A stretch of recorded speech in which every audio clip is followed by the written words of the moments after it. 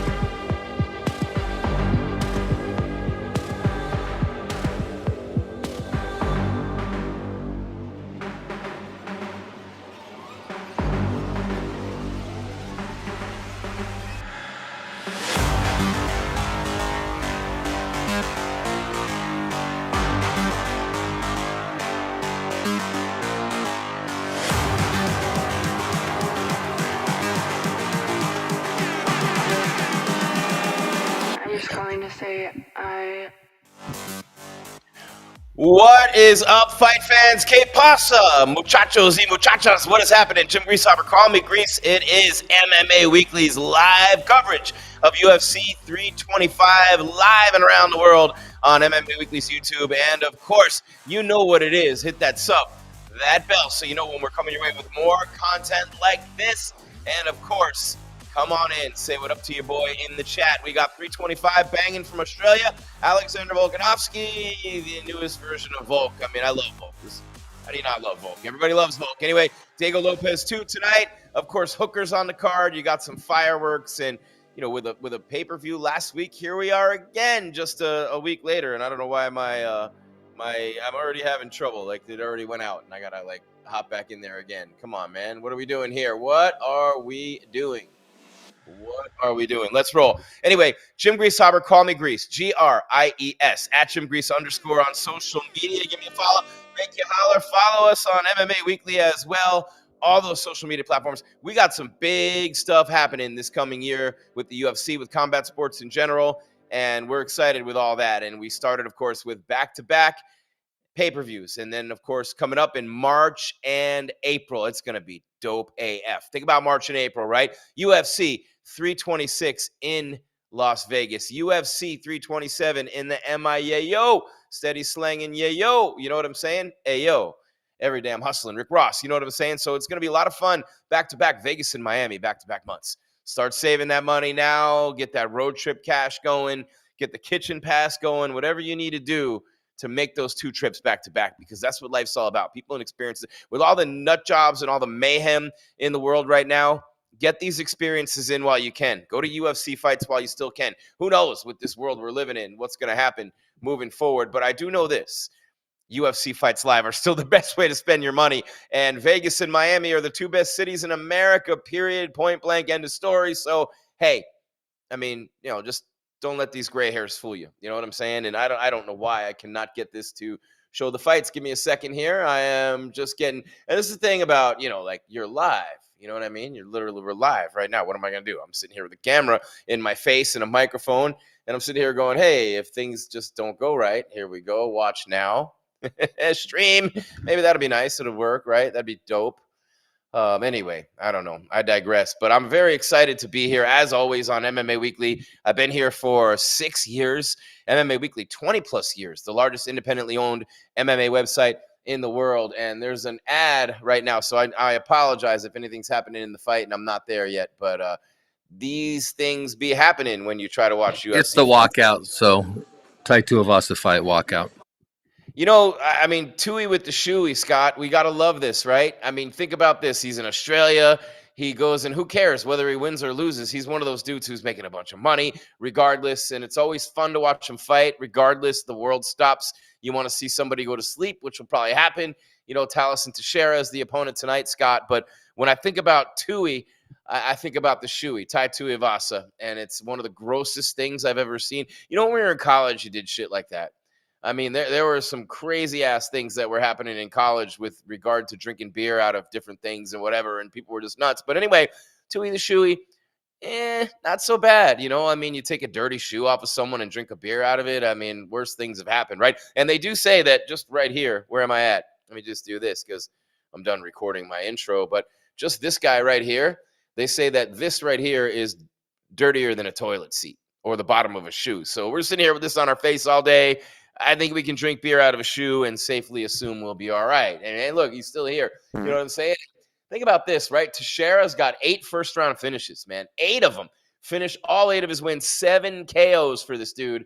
And, of course, he won his way into the UFC in September of 2024 on the Contender Series. Taliesin Teixeira. And, man, he's got a knockout artist that he is about to face right now. And it's going to be, styles make fights, right? Well, this style is balls to the wall, pedal to the metal. Let me kick your ass before you kick mine. That's what's happening here. You know what I mean? So he is obviously Teixeira from Brazil. He's a heavyweight orthodox. You know what I'm saying? Contender Series guy. Just became a pro in 2021. Just turned pro in 2021. Interestingly enough. And, you think about how fast it goes by when guys sign to the UFC. And, September of 24, he earns his way through the Contender Series. And then he TKOs Justin Tafa, right? The knee, get the knee to the body and the elbow, just vicious, right? You know what I'm saying? In February of last year at 312 in Sydney, Australia, eh? Another shrimp on the bobby, eh? You know what I'm saying? And Volk with the cooking videos, by the way. Alexander Volkanovski, you got to love that. So, by the way, when you're looking at the win over Tafa, it's a big one for Teixeira, but then he got TKO'd by Derek Lewis in round 1, 35 seconds, if you remember. That was July of last year. So, obviously looking to erase the stain of that. Tai Tuivasa from New South Wales, Australia, one of 3 active Australian UFC heavyweights. How about that? Who's the first Australian-born UFC champion? Anyone? Bueller? Anyone? It's Volk. Come on, it's Volk. And by the way, Tai Tuivasa, born in Sydney. How about that? You're on the main card, man. You're on the main card where you were born.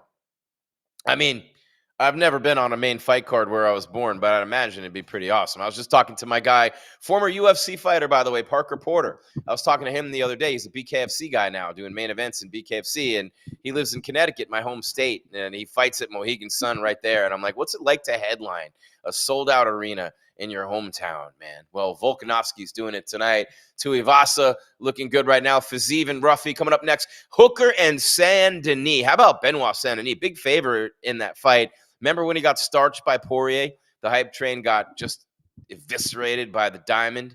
And Saint-Denis a big favorite tonight over Hooker, who's always game. He'll throw down anywhere. You know what I'm saying? Against anyone. So Tuivasa into the octagon right now. And you think about this dude, right? He's been around a long time, since 2012. Bam Bam's the nickname. I like Tui the shoey, honestly speaking, and I'll just call him what I want to call him because it's my show. Well, with Scott, we could take a vote. You know what I'm saying? But professional boxer as well, and a kickboxer. 22 UFC fights, or MMA fights, I should say. How about that, right? 7 boxing matches, 16 kickboxing matches, 22 MMA fights, 14 wins, 13 KOs, 8 losses, 3 by KO, 3 by submission, 2 by decision. And you think about this dude's been around a long time, right? I mean, he's got some performance of the night, some knockouts, things like that. Obviously, when you fight in the style with which he chooses to fight, and he's coming off loss after loss after loss after loss, 5 in a row, 32 years old. You wonder if he lays the gloves down with a loss tonight. He's given up 5 inches. Teixeira, who's 26 years old, is 6'7", 6'2", 265 for Tuivasa, who's 32, and the reach 8 inches, 83-75 in favor of Teixeira, the Brazilian, minus 335 favorite. You know what I'm saying? We got a banger coming up here. And I'll tell you this, someone's going to sleep in this fight. No one's getting choked out None of that stuff is happening. But when you're looking at the guys Tuivasa has lost to, they were putting him up toward the top of the division for a while there. He had lost 3 in a row to Junior Dos Santos, right? And was it 4 in a row? 3 in a row? 4 in a row? 3 in a row. Junior Dos Santos, JDS, wow, it's a while back, December 2018. Respect to the legend, Junior Dos Santos. Love that dude. Always have. And then Blagoy Ivanov and Sergey Spivak, back-to-back losses. But then, getting back into the win column, he knocks out Stefan Struve and TKO's Harry Hunsicker.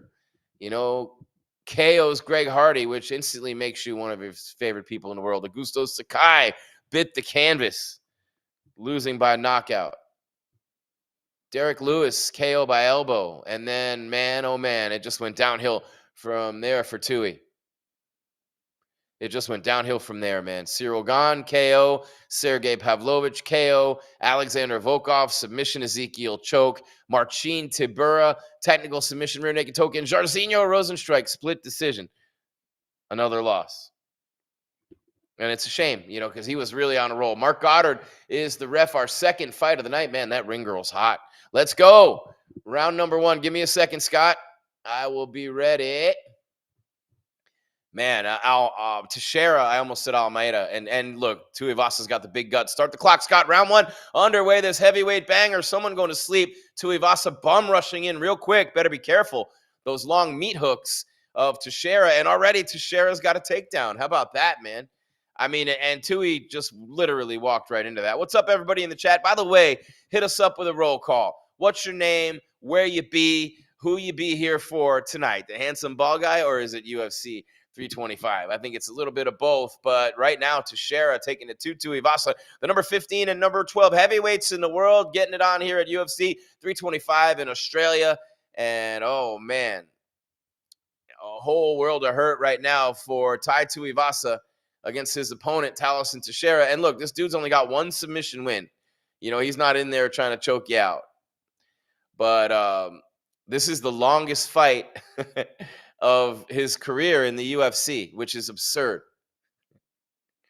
35 seconds, 35 seconds. 2 TKOs, Justin Tafa and Derek Lewis. 2 pretty big names, right?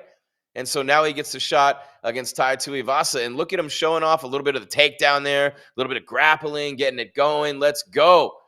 Tuivasa, he's like waddling around in there trying to avoid the takedown. You got to love it. While you're here, smash that like, hit that subscribe, ring the bell so you know when we're coming your way with more content. We got big shows coming up March and April. And Teixeira chest to chest slamming down on top of Tai Tuivasa. 3:30 and counting, remaining in round number 1 of this heavyweight banger on the main card. And we will keep you updated throughout the night as to what's been going on this fight card. I mean, the main event on the prelims was awesome with Junior Tafa getting submitted, rear naked choke, and Cody Brundage gets TKO'd on that early and the early prelims were dope as well. A lot of local fighters doing their thing. And of course, you still have Fiziev and Ruffy coming up at lightweight, Hooker and Benoit Saint-Denis as well, the co-main event. And then Volkanovski, one of the greatest champions of all time, Alexander the Great, taking on Diego Lopez in the rematch.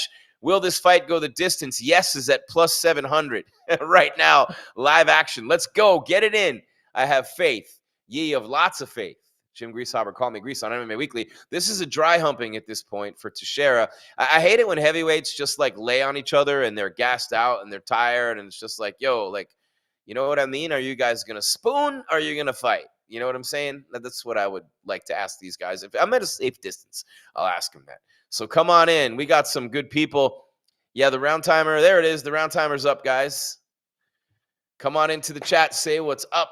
Hang out with each other. Have some fun. I love the show within the show, right? A lot of times what's going on in the chat is better than what my dumbass is saying on camera, right? I love when you guys going at it in the chat. Some real good content in there as well. Make sure you subscribe. We got a lot of big things coming your way. Meanwhile, Teixeira has some big things for Tuivasa in the form of a couple of right hands. He's got himself mounted over the side of Tuivasa, whose back is against the cage, but he's like literally laying sideways on the mat, his back against the fence, and he's not going to give up his back, obviously. He's keeping his back up against there as Teixeira tries to get it. He is Brazilian, but not exactly, you know, the Gracies aren't exactly going to sit around with buckets of popcorn and watch these guys grapple, if you know what I'm saying. if you know what I'm saying. Hey, leave it to me to just make fun of people, but that's not what I'm trying to do. Okay, maybe I am. Sao Jose de Rio Preto, Sao Paulo, Brazil. Team Lucas Monero for Teixeira began his MMA career in 2021 as a pro. Oh, these little punches from side control are doing a little damage to Tuivasa now, raining down an elbow as well. They're literally just like humping each other. Teixeira, it's a dry humping, if you know what I'm saying. I should take a picture and show you guys. It literally hasn't changed at all, but he's locked in on that hip of Tuivasa, who gets up and walks right into a knee. Oh, that was a big one. Okay, they're on the feet, 50 seconds left, middle of the octagon. Tuivasa pressing forward, has Teixeira up against the cage, chest to chest, and a big elbow. Big elbow from Tai Tuivasa. That's shoey worthy, if you know what I'm saying. Yo, I'm not playing. There we go. Green trunks, by the way, for Tuivasa to go with those belly rolls that are all over the place there. Man, it's not pretty with the heavyweights, is it? He's pushing them up against the fence. They're both gassed out from doing nothing but laying on the ground. And, Teixeira is trying to regain his breath, and we got under 30 seconds left in the round, if you know what I'm saying. Just up against the fence goes Tuivasa, and that head right up into the chin as he presses him up against the fence. And, under 20 seconds left in the round right now. And I don't know how to call that round. I really don't. You had the takedown, or looked like a takedown for Teixeira, to see how they score it as we hit the end of round number 1. Teixeira and Tuivasa, and Tai Tuivasa looks completely gassed. Better to be gassed out than assed out, right? You know what I'm saying? But he is gassed, man. They got the ice pack on the back of his head. What did he really do? He was laying on his side. Yeah, the elbow was brutal, George. The elbow was brutal. I'm not going to lie.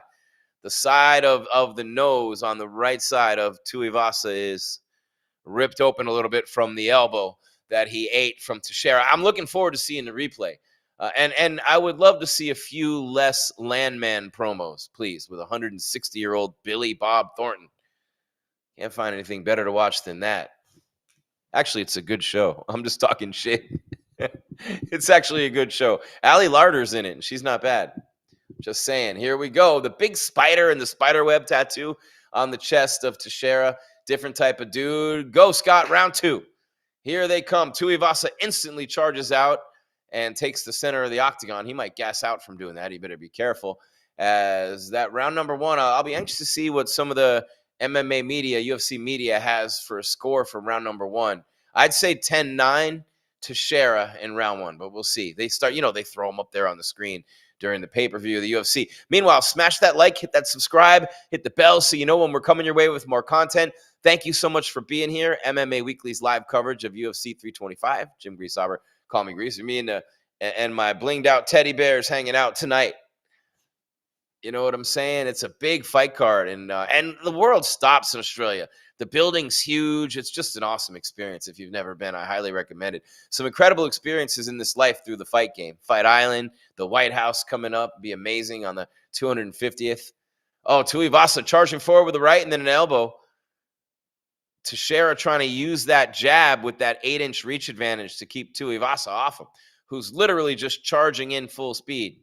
It would take the perfect shot with the perfect placement and connectivity, and he'd be, obviously 10 toes up. But, he's got to close that distance somehow, man. You know what you're going to do when your reach is 8 inches less than your opponent, and you're, 6 inches shorter? Tuivasa throwing some leg kicks now. Man, look at our ring clock. Our clock is dead on with the UFC round clock. Scott's the king of all kings. 3:30, a little under 3:30 remaining in round number 2. Oh, big leg kick from Tuivasa. Starting to tenderize that lead leg a little bit of Teixeira. And now a right hand lands for Tuivasa. His hands are dropping. Teixeira smartly throws a head kick. Not a lot of steam on it. Blocked by Tuivasa, who eats a right and then a left and another big right. Just walking right into big punches and taking them. Bang, bang, bang. 3 big shots in a row. Right off the cheekbones with his hands down, and he just walked through them, and now he gets taken down by Teixeira. Teixeira is literally on all fours with Tuivasa sitting in front of him. Yeah, picture it, all right? There you go. His head's where you think his head is, as Tuivasa he's got the arms over the chest and wrapped around the midsection, looking like an amateur wrestling Oh, nice. Like, good job by Teixeira spinning around to get right back in top position. Really nice job with the grappling. Spun around him and is now trying to get side control, but Tuivasa's got his right leg wrapped up. 222, make a wish. Now Teixeira looking to take this top position and posture up. He's got complete. Is he all the way? Yeah, he's got mount now. He's got a full mount. He's got a full mount. This is not good for Tuivasa. Full mount for Teixeira. 203 and counting in the round. Take a couple deep breaths, get that resting heart rate down, and just, those big arms, that long reach, start raining down elbows, throwing punches, and Tuivasa's face just wide open, getting blasted with rights. Big shots from Teixeira. And now he's got the back of Tuivasa, whose nose is bleeding. Literally bleeding. You know what I'm saying? So what are you going to do?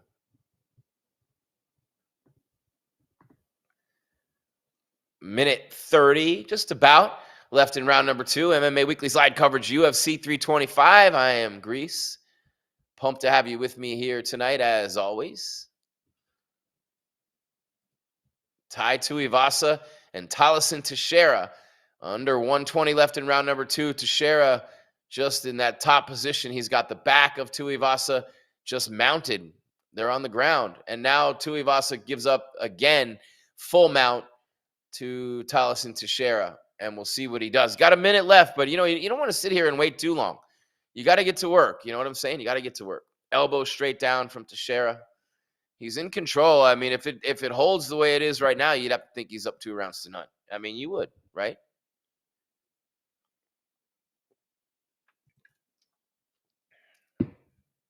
Little fruit punch there. Not going to lie, that's amazing. 32, 31, 30. We're right on point with the ring clock right now. 32 significant strikes to 14. Teixeira to Tuivasa so far in the fight with 20 seconds left in round number 2. And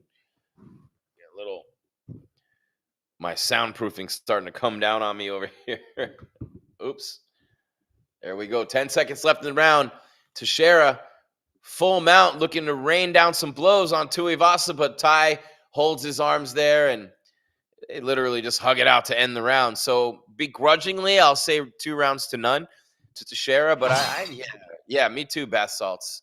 Shocked it's going this long. Bath salts first. So if you do the bath salts first, what does that do? Does it just make everything else irrelevant or immaterial? If you do the bath salts first, do you even need to do anything else? I was just asking for a friend. What is this Polymarket thing they have, Scott? Do you know what this thing is where you get the QR code and it's like live scoring and it's crazy? Yeah, I haven't done it. I'm a boomer, so there you go. Yeah, I know, right? Well, Actually, I'm not a Gen Xer, Scott. Gen Xer.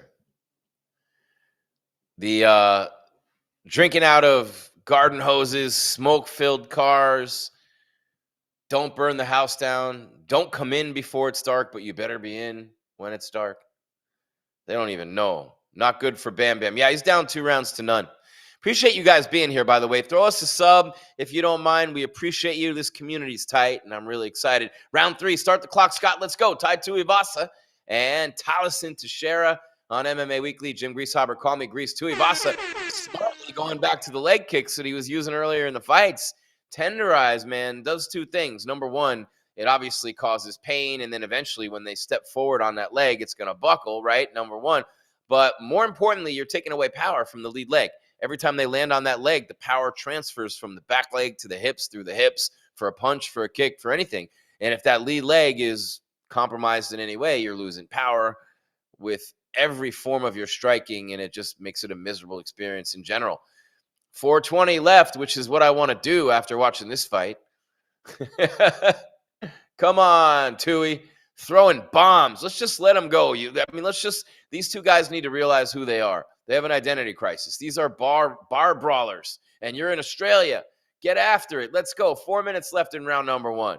You're not trying to win on style points here. Neither one of you is ever going to get a title shot. Let's go. Well, you know what? Teixeira, actually, I don't want to speak too soon.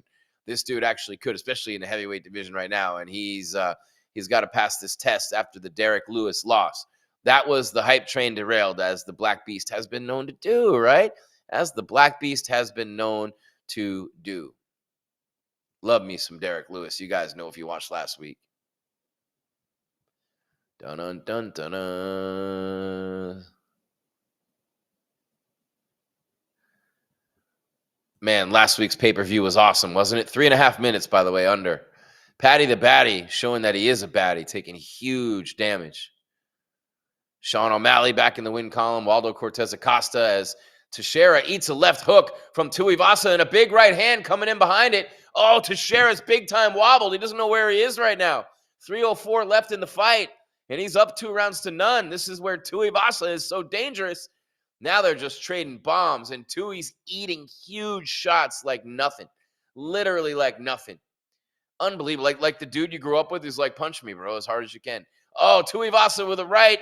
Oh, and Teixeira just barely ducked underneath a buzzsaw left hook that would have depleted him. You guys know what it is to deplete, right? They're not wearing cleats, but you see a hit so hard in football where the legs go up in the air and the cleats come off the ground. That's depleting. 2.5 minutes left in this heavyweight matchup, fight number 2 on the main card. Oh, man. Of course, Waldo Cortez Acosta with the TKO win over Derek Lewis last week. Big one for the young heavyweight. Oh, Tuivasa has Teixeira pinned up against the fence, looking for a single leg almost there. Wrist control from Teixeira, who eats a right hook for his troubles. While you're here, smash that like, hit the subscribe, ring the bell. We are live, big numbers on MMA Weekly. Jim Greasehaber, call me Grease. Fight number 2 of the main card, under 2 minutes left in round number 3. Tai Tuivasa, Taliesin Teixeira, throwing bombs, number 12 and number 15 in the heavyweight division. I am working under the assumption that Teixeira is up 2-0, having outworked Tuivasa in the first 2 rounds, and Tai has rocked him 2 or 3 times in this round. So, you know what I'm saying? These dudes just throwing. Who's going to win this fight? Oh, man, this is a tough one. Tuivasa and Teixeira. I do believe that if it goes the distance, Teixeira's got it. But another left elbow into the grill from Tuivasa as he continues to punish Teixeira. And I don't know how many more shots Teixeira can take. You know, the big guy, 8 inches longer reach, 6 inches taller. He'll start yelling timber pretty soon with all these shots he's taking. Clearly Tuivasa's round. I won't say a 10-8 round, but clearly his round. Oh, and another big right from Tuivasa. Oh, Teixeira eats the deck. Blood pouring out of Tuivasa's nose. That right hand dropped Teixeira, who's now turtled up on all fours, elbows and knees and toes, almost up against the fence in the octagon, about a foot away, and Tuivasa standing over him, just holding him, and got the big old bear mitts wrapped around him, really not doing anything there. 35 seconds left, and if they just hug it out from here, I mean, Teixeira, significant strikes, 12-1 in round 1, 20-13 in round 2, and then Tuivasa, 26-14 in round 3. So I think a pretty clear 29-28 win for Teixeira, which leads me to wonder, why the hell is Tai Tuivasa just sitting there doing nothing? He's gassed as hell. Yeah, easy for me to say, right? But it's ridiculous. Scotty's losing the fight. Well, that's your job. Be in shape. Yeah, you're right. Be in shape. Oh, Teixeira's really hurting. He might not make it to the end of the fight. 2-1. Oh, he barely survived, man. If Tai Tuivasa had anything left in the tank at the end of that fight, he could have easily finished Teixeira. He had him wobbled, he had him beaten, he had him hunched down, and he just could not reach down into the tank for anything else and finish off that fight. And it's easy for me to say because I haven't been the man in the arena, but you know, I mean, there's an expectation if you're going to be an athlete and show up. Don't be a sloth, man. Don't be a sloth. I mean, that round was handed. The fight was handed to Tai to finish off, and he had no gas. He just laid on him in the last minute and a half. He could have flicked him and knocked him out. Yeah, that's it. And he just didn't do anything. He just laid there. And, you know, it sucks, but you're supposed to be professional athletes, and I can't imagine these guys being booked again.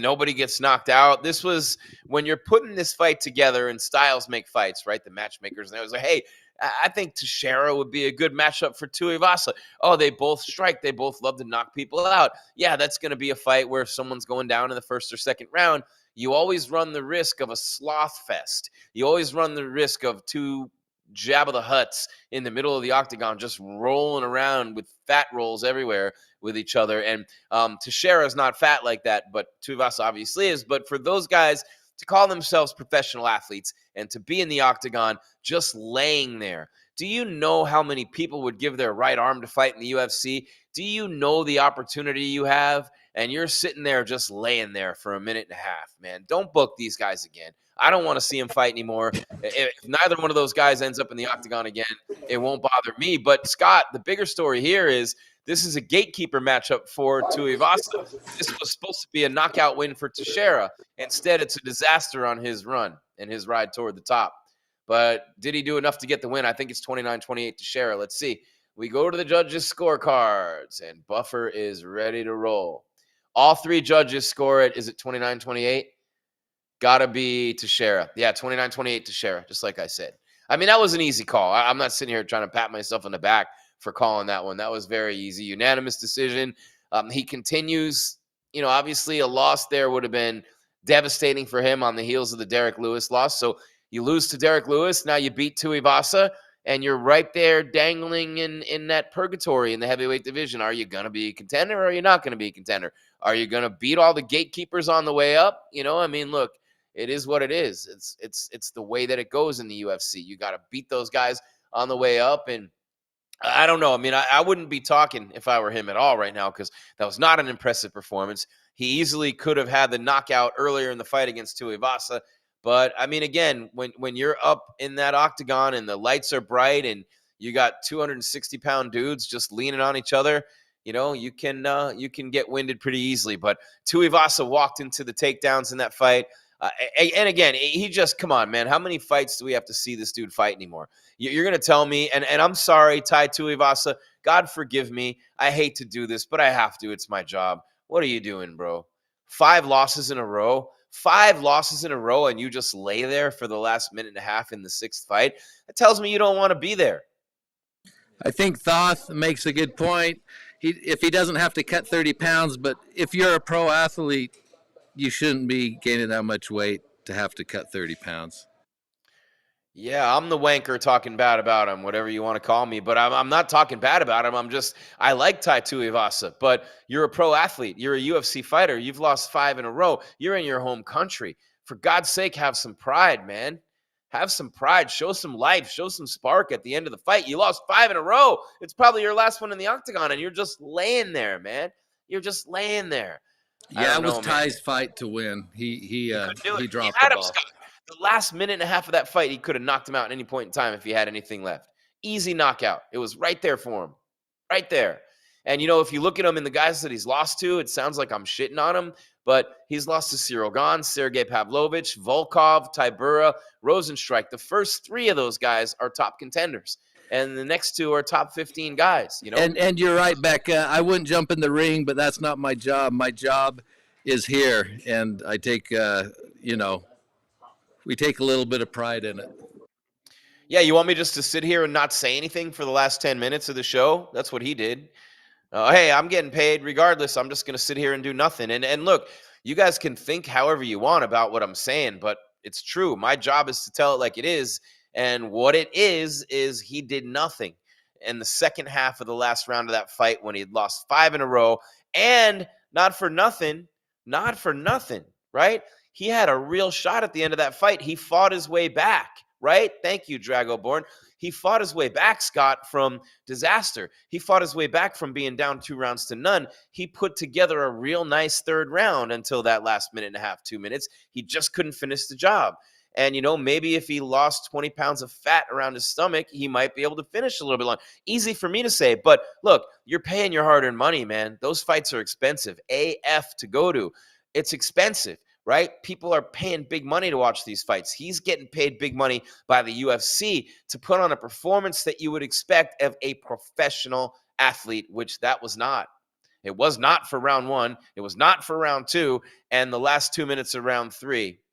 Not at all. So he fought 3 minutes in that fight.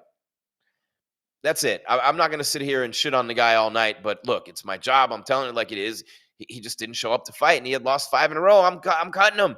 I'm cutting him right now. I'm not even letting him change in the locker room if I'm Dana. I'm cutting him right now. I mean, I'm sorry. It is what it is. They should. Yes, thank you. They should cut him.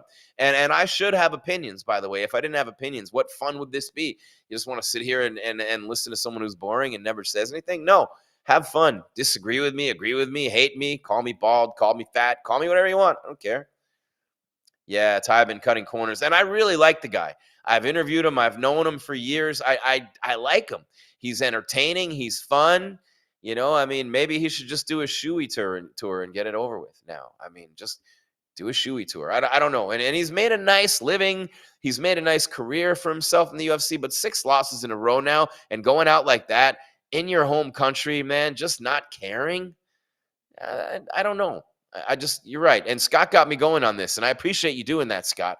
Scott just kind of ripped the scab off a little bit. I was trying to meander around it and blot it and dab it. Oh, let me put a little peroxide on it. Rip that shit off. Let's go. He didn't show up. It is what it is. It's not me who didn't show up. It's him. Well, I think it's because we like Tai, and it was right there for him to take, and it was just it's just frustrating because that was his fight to win for sure. He had it right in his grasp. You're not going to see Max Holloway and Charles Oliveira do that in the last minute and a half of the last round of their fight coming up in March, Scott. That's going to be unbelievable. 35 finishes combined for Holloway and Oliveira. That'll be Saturday, March 7th. And by the way, the co-main event is TBD. Brian Ortega, T-City, just pulled out. So Raul Rosas Jr. is on that card.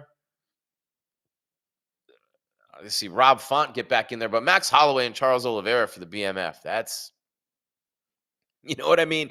That's a fight that we're looking forward to. And speaking of fights that we're looking forward to, how about this next one coming up on UFC 325 right here on MMA Weekly? Jim Greasehaber, call me Grease. Appreciate you guys, by the way, with the comments. You can see that Scott will throw them up there. Give us your best shot. We'll throw it up there for you. And thank you, by the way, for all of you who are super chatting us, throwing tips our way. We appreciate it. We do this for you guys and girls and people and everyone, aliens, whoever you are. We do it for you. And we appreciate the appreciation and the love and the respect. And I'm very excited to see this next fight. And I mean, look, it happens, right? When you get derailed in the UFC and you're fighting really well and life is looking good and you feel like you're on your way to the top, and then you run into a guy like Justin Gaethje. Well, not only did that happen to Fiziev once, it happened to Fiziev twice. And other than that, he's been great. But it's just a tough one. And we saw what Justin Gaethje did. And look, Paddy Pimblett would not go down. Give him all the credit. He got beat like a drum. He got beaten like a drum, but he would not get knocked down. He would not get knocked out. He would not do anything except finish the fight like the warrior that he is. And Gaethje pounded him for all those rounds, right? And that's going to take life out of Paddy the Baddy's career, and you'll eventually see it. You might not see it right away, but 2-3 fights down the line, you'll start seeing the results of those beatings, and you don't want to take too many of those. And a guy like Gaethje, it reminded me, the Pimblett fight, of what he did to Tony Ferguson during COVID when he won the interim belt before he fought Khabib, when it was in an empty arena and you could hear the punches all night long. Just Tony Ferguson's head like a battering ram over and over, bam. And that's what just happened against Paddy the Baddy. So maybe being too tough for his own good there, I don't know, but that was unbelievable. So Fiziev knows of what we speak, though. That's my point, and he's got Ruffy coming up here, Mauricio, who's, an interesting, a fighting nerd, he's a fighting nerd out of Sao Paulo, the lightweight. And so we'll see. It's going to be interesting to see how this fight goes. But a little bit of the shine came off last fight for Ruffy, and Mauricio Ruffy obviously was undefeated in the UFC until he ran into Benoit Saint-Denis. So he beat King Green. He beat Jamie Malarkey and Lontop. So you start to get to that gatekeeper level, and here comes King Green, and before you know, you're fighting Drew Dober, and it's, you know what I mean? It is what it is. The solid vets who are hanging around having a career, you got to beat them to go anywhere in that division. Well, he beat King Green, if you remember, and it's ridiculous that he calls himself Green. Yeah, King. His name's Bobby. It's Bobby Green. But King Green, whatever, bro, just like Ocho Cinco, I guess I'll humor you, runs into Benoit Saint-Denis, the Special Forces soldier from France, and gets submitted by Face Crank. You know what I'm saying? So that one was his first UFC loss, and now he gets a chance to try to get it back on track against the guy in Fiziev, who, as I said, just, back in the win column. He lost to Gaethje, lost to Mateus Gamrot, and then Gaethje again. So the 3 losses in a row, but he was on a nice little run, getting through the gatekeepers. You know what I'm saying? Moicano, Green, Riddell, Dos Anjos, and then he ran into Gaethje. But you know what I mean? It's interesting as Ruffy makes his walkout now in this lightweight division. It's wide open now with Gaethje, the interim champ, Topuria. Hopefully that one comes up at the White House. Gaethje has to fight at the White House, right? So if you don't get the White House, maybe you get International Fight Week. But imagine that back to back on the 250th. You get the White House in June and you get International Fight Week in Vegas. Man, that's going to be a big one too. Sarukian at number 2, Oliveira 3. He's fighting Max. Sarukian, the guy he keeps saying nobody wants to fight me. So we'll see what happens there. Maybe Gaethje will fight Sarukian, and the winner will get Topuria. But the winner of Oliveira and Holloway is going to have some say-so there too, because they're at 3 and 4. Very interesting. By the way, Benoit Saint-Denis at number 8. We'll see him later tonight against Dan Hooker, who's number 6. Keeps fighting his way back up. Paddy the Baddy, by the way, is down at number 5. Gaethje, the interim champ, is ranked number 1. Sarukian, Oliveira, and Holloway all moved down a spot to accommodate Justin the Highlight Gaethje's arrival at the interim spot. Spinning kicks, knees, whirling dervish of mixed martial arts striking, Mauricio Ruffy. It's a lot of fun to watch this dude.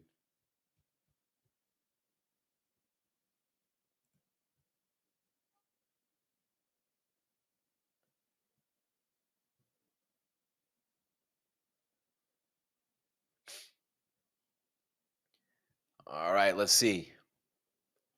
What do we got coming up here next? Benoit Saint-Denis, Dan Hooker coming up. Lopez, Volkanovski 2. That's going to be a lot of fun. That is going to be a lot of fun tonight. Volkanovski is just one of those dudes. Timeless, man. Tried and true. Timeless, tried and true.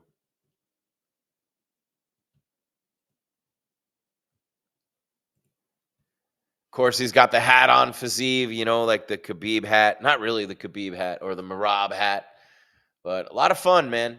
He's from Kazakhstan. And, when you think about Fiziev, I told you, he got right to that point where he was going to get to that point. You see it so many times, and I just talk about it, the gatekeeper level, right? You beat the guys you're supposed to beat, the Bobby Greens, the Drew Dobers, the what have yous, right? And then you move on up, and you start to get into that contenders realm.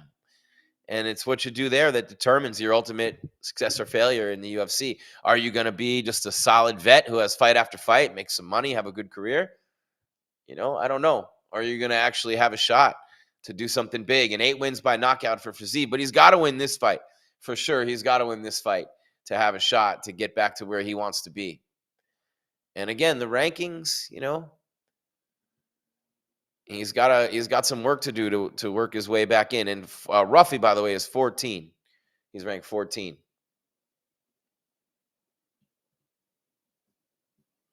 And Fiziev's ranked 9. So 9 and 14, and a good night for the lightweights tonight. You think about it, right? Back-to-back fights, Fiziev and Ruffy, and then Hooker and Saint-Denis. There's going to be some fireworks, going to be some bombs being thrown here as Fiziev about to make his way into the octagon. Who do you have in this fight? MMA Weekly.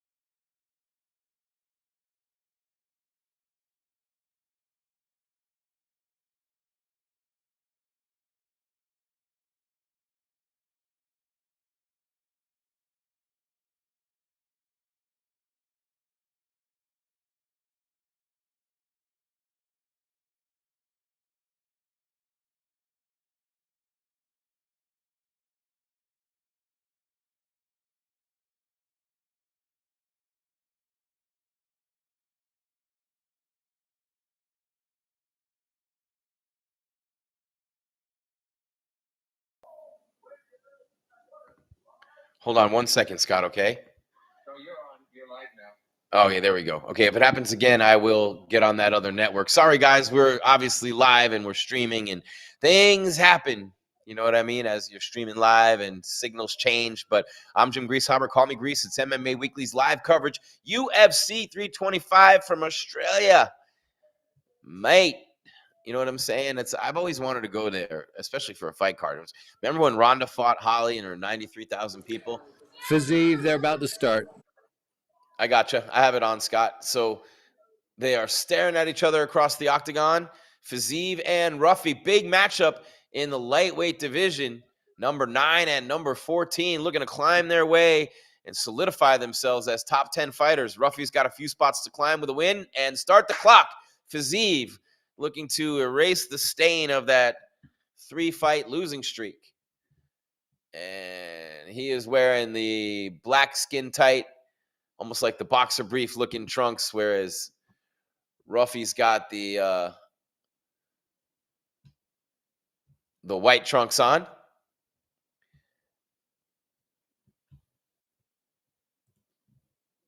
That's interesting.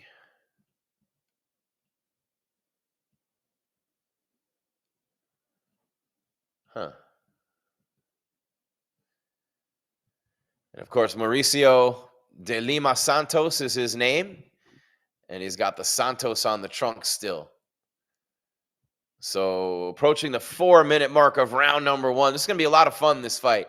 A lot of high-level striking. The kicking in this fight should be incredible. I'm looking forward to seeing this for sure. The Muay Thai and kickboxing of Fiziev. He's a police officer. You know what I mean? He's just one of those dudes who loves to fight. And he's won some big tournaments in Muay Thai championships. And now coming in full speed is Fiziev. Behind a flurry of punches, couldn't get the takedown. Approaching the 3.5-minute mark, round number 1. Going to see some high-level kicking in this fight. Very heavy feet, these two guys, in terms of the kicking power, without a doubt. Oh, big kick to the lead leg of Ruffy for Fiziev, who now he's changing his stance because of it. And he's rocked from the leg kick. His leg is already dark purple from that. Man, that was a big shot from Fiziev. And that's when he's at his best. The Muay Thai, the kickboxing, down and dirty, the knees, the elbows, the clench, the kicks. Just nasty, man. Nasty on that lead leg, especially. And you can already see it, man. I'm looking right at the side to the back of the left calf of Ruffy is already purple. And we're talking 2 minutes into the fight. Damn, that looks nasty already. I don't know if you can see that. You're watching along with me here on MMA Weekly. Fiziev ducks under a right and throws a jab. Nothing there. Ruffy's going to want to stand behind the jab for sure. But that leg kick early, taking some of the power away. And again, you don't want to leave that lead leg out. And if you're planning on fighting like that and you don't think it's going to be a problem, and then all of a sudden you have to adjust, that's a little rough, you know?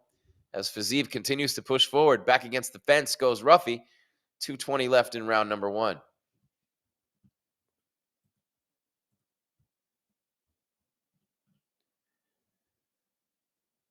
Big win streak came to an end last time out for Ruffy against Benoit Saint-Denis.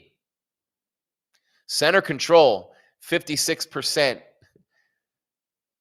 for Fiziev and 1% for Ruffy so far as we go on to 2 minutes round number 1. This lightweight matchup at UFC 325. Grease and Scott here with you at Jim Grease _ at MMA Weekly as well on social media.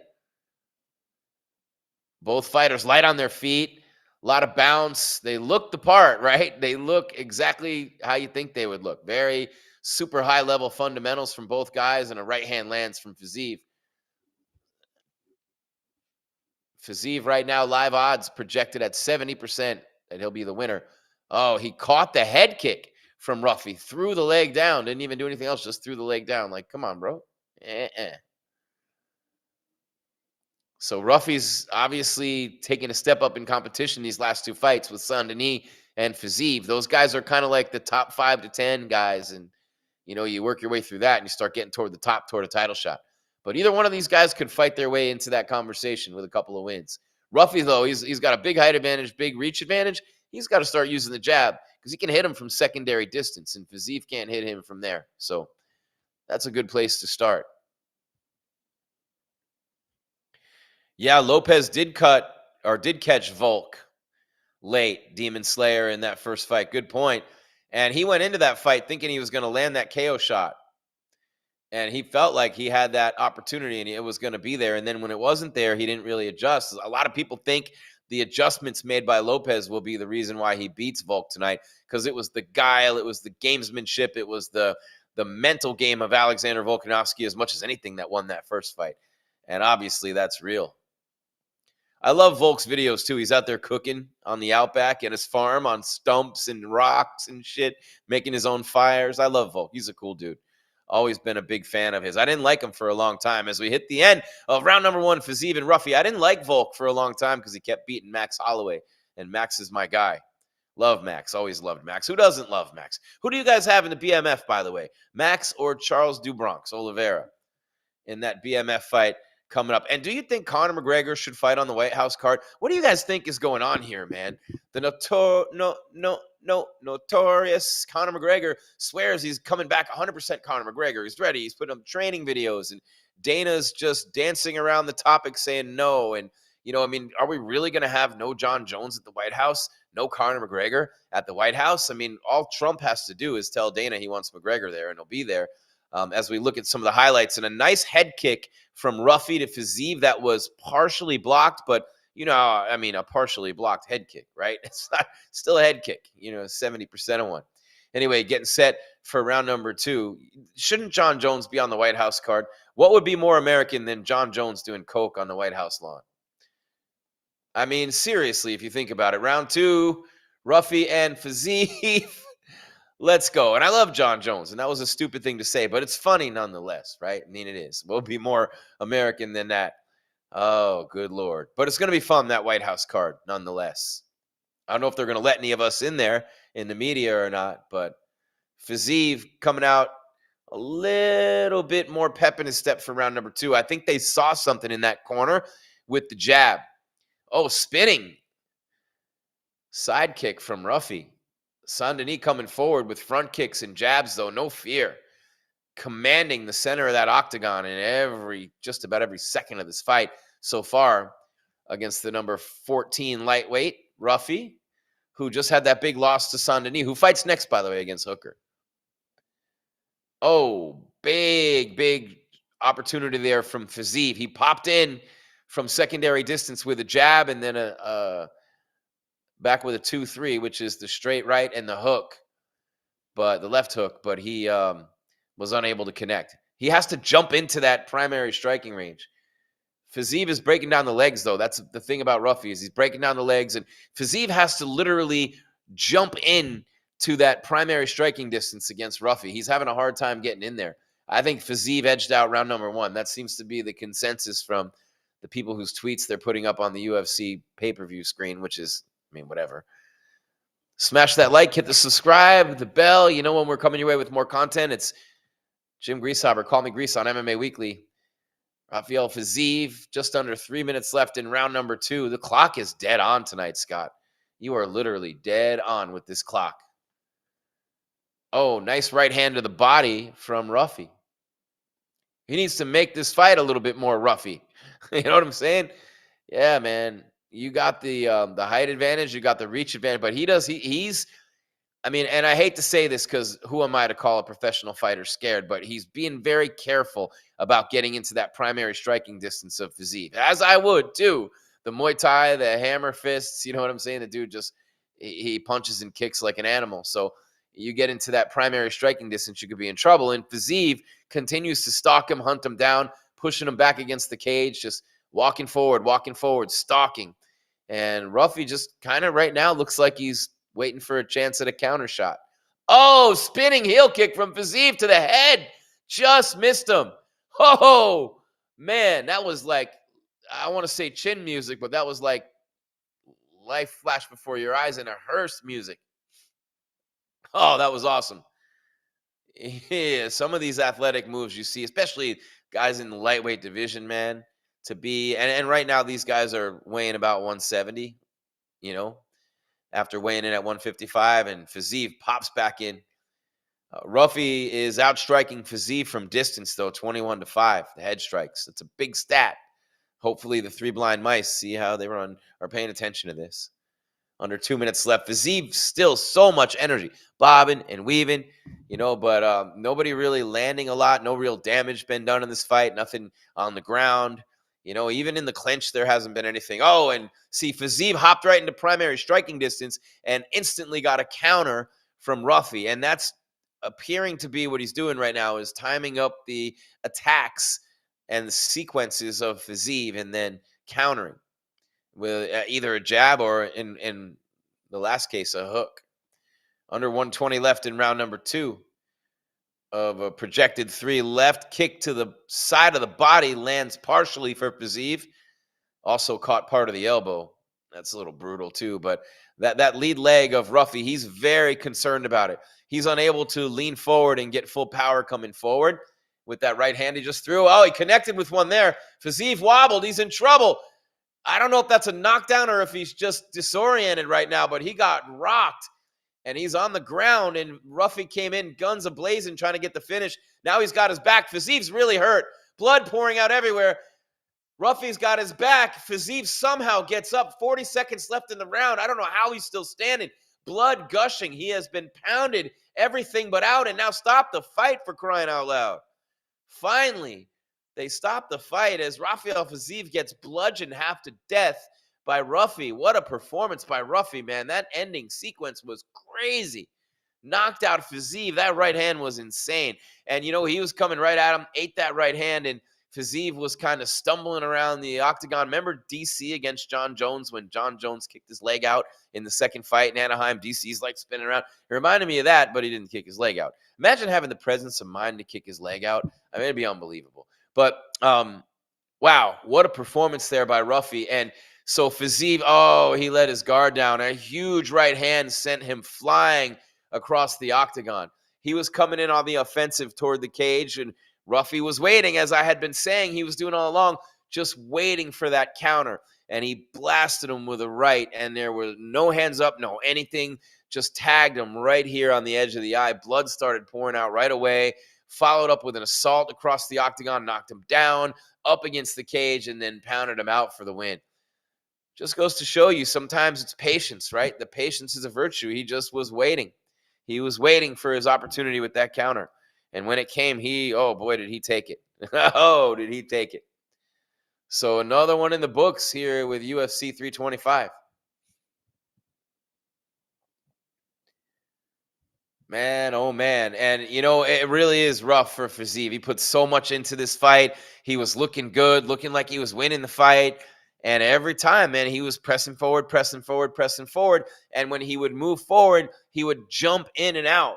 Jump in, da-da-da-da-da, combo. Jump in, bang, bang, 1, 2. Jump in, bang, bang, 1, 2, 3. Bang, bang, 3, 2. You know what I mean? And he would just... You run the risk when you do that against a taller opponent. Eventually, you're going to jump in at the worst possible time. He's going to time you up with a counter and blast you across the octagon. Yeah, you're right, Jeff. Ruffy's striking did look great. Fiziev looked pretty good, too. Really good jab, Jeff. Really good jab. Hats off, Ruffy, no doubt. Picked apart. That was high level from Ruffy. And it just goes to show you, just because I'm sitting here talking about, the octagon control and he's taking the center and he's aggressive, and you always run that risk of running into it. And then when you do, that's lights out. So another impressive win for Ruffy. Back into that column. That was a tough loss for him, right? And meanwhile, for Fiziev, what are you going to say to him now? You had the 3 losses in a row. You put together the real nice win streak. 6 wins in a row, capped by Dos Anjos, and you're like, hey, I'm going to fight Gaethje. And then you lose to Gaethje, lose to Gamrot, lose to Gaethje again. Both the Gaethje fights were a decision, by the way. Took a beating from Justin. Here comes the official word. Man, son, what an unbelievable Ruffy with the striking, the accuracy, right? Fiziev's face, both eyes underneath are completely moused and sliced right here. That's high-level striking, man, at its best. What do you guys think? Throw up some comments. You got to love this, right? You guys are enjoying yourself. in the chat. DC's finally getting closer to getting jackets that fit him. That's a tough body to, that's a tough body to tailor. The dude's an elite athlete. He's not super tall, weighs a lot. I'm not trying to bag on DC as much as I am I think it's funny seeing DC in a coat like that. You know what I mean? And he's just such a great dude and a tremendous ambassador for the sport, the Hall of Famer, Daniel Cormier. Jesus is my life, says Ruffy. He looked like he was with him in there in that fight, that's for sure. 13-2, finished 12 of his 13 wins.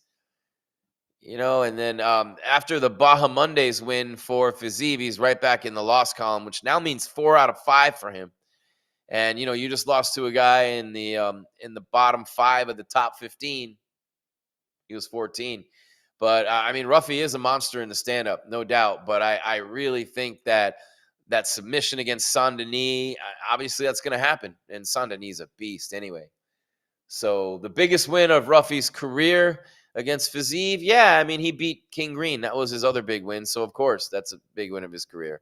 Other than the win on Contender Series against Magomedov that put him into the UFC. Obviously, the win that got you into the UFC is your biggest win. But again, they show the right hand. And Scott, I'm just going to do this here. Straight, like as Fiziev's bouncing in, and he'd been doing this over and over again, and I had been telling you, right? Ruffy's timing him for the counter. So Fiziev paused for a half a second. He literally thought he was unable to be hit. So this is the reach of Ruffy. Fiziev was far enough away to think he couldn't reach him, and then he caught him Amanda Nunes style right on the end of that punch. Snap, back, boom.